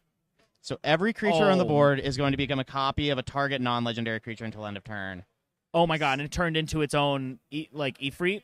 So it looks like everything is now something. I assume he picked something with equal power and toughness. Doesn't And really flying. matter. Oh what. no. Yeah, because it affects your opponent's creatures as well. And so these are going to all trade. Wow, amazing Okay. play. Fascinating. And so That was sick. That was so fucking sick. that was wild. Honestly, can we clip that? Clip that.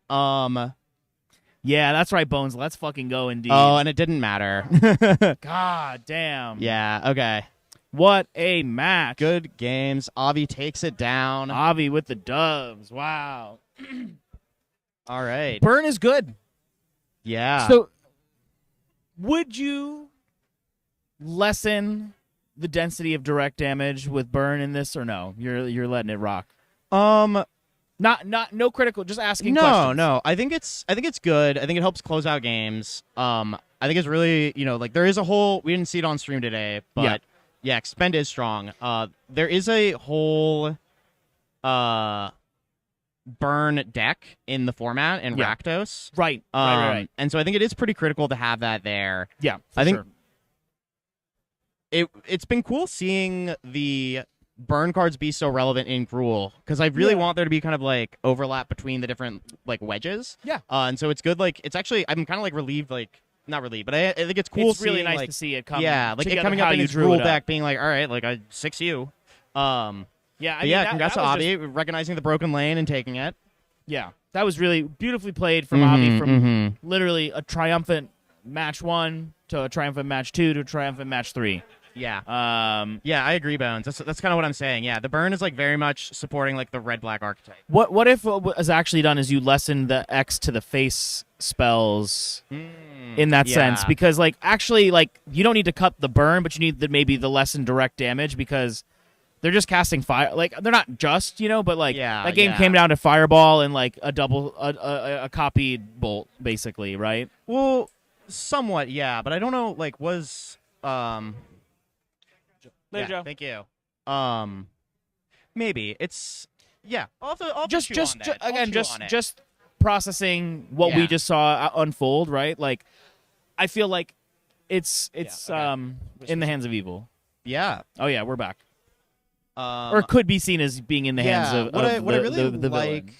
about it is so this is something the Mark Rosewater, like I think it was Mark Rosewater, someone at Magic wrote a design article about this at the original Strixhaven, Okay. where they were talking about how like when you're designing the face enable spectacle. So when you're designing for 5 color sets, Right. like 5 archetype sets, Yeah. what they do is that they design it so that the kind of like 3 colors that are like all grouped together will work together. Right. So in the case of original Strixhaven, it was like, okay, you had like Boros and you had Prismari and Lorehold. But then also there was like Jeskai was like kind of like a supported like wedge. Right. And so I'm trying to do something similar here where I would like Jund to be supported, even if Right. it's like no one ends up in a Jund deck. I want you to take red cards and be like, oh, now I can go black-red, or oh, now I can go red-green. And Right. so the idea behind like the X to the face spells are it's like, okay, this is an X spell. I can take Yeah. it. It's good. Like it'll just deal damage. I can either point face and be red black and like use it to burn people out, Yeah. or it can be red green and it can be like my win condition because I'm like X spell ramping into it. Yeah. My problem with that was more honestly a lot of the enablers that he had like early on were kind of just letting him run away with the game and like hard Yeah. to answer like cleanly. Yeah. So I'm gonna take a look at that, see if I can maybe tune it down. Also, it's a long weekend. We'll see what other decks kind of rise to the top. It'll be really curious to see what. If what Gruul just really runs the is it. table, that's definitely immediate action. But we'll see. Yeah, are you using pentagrams? I have not heard that term. Sounds a little satanic. I'm Yeah, listening. not gonna lie. But basically it's like do we have like a magic card? Yeah, let me hold on. Wait, can I pull up like the back of a magic card? No, I can't just do that. But yeah, it's just You like don't have a magic card in this format? No. I don't got magic cards. it's like yeah, Chris our lovely appears to be grabbing one. Woo. Yeah.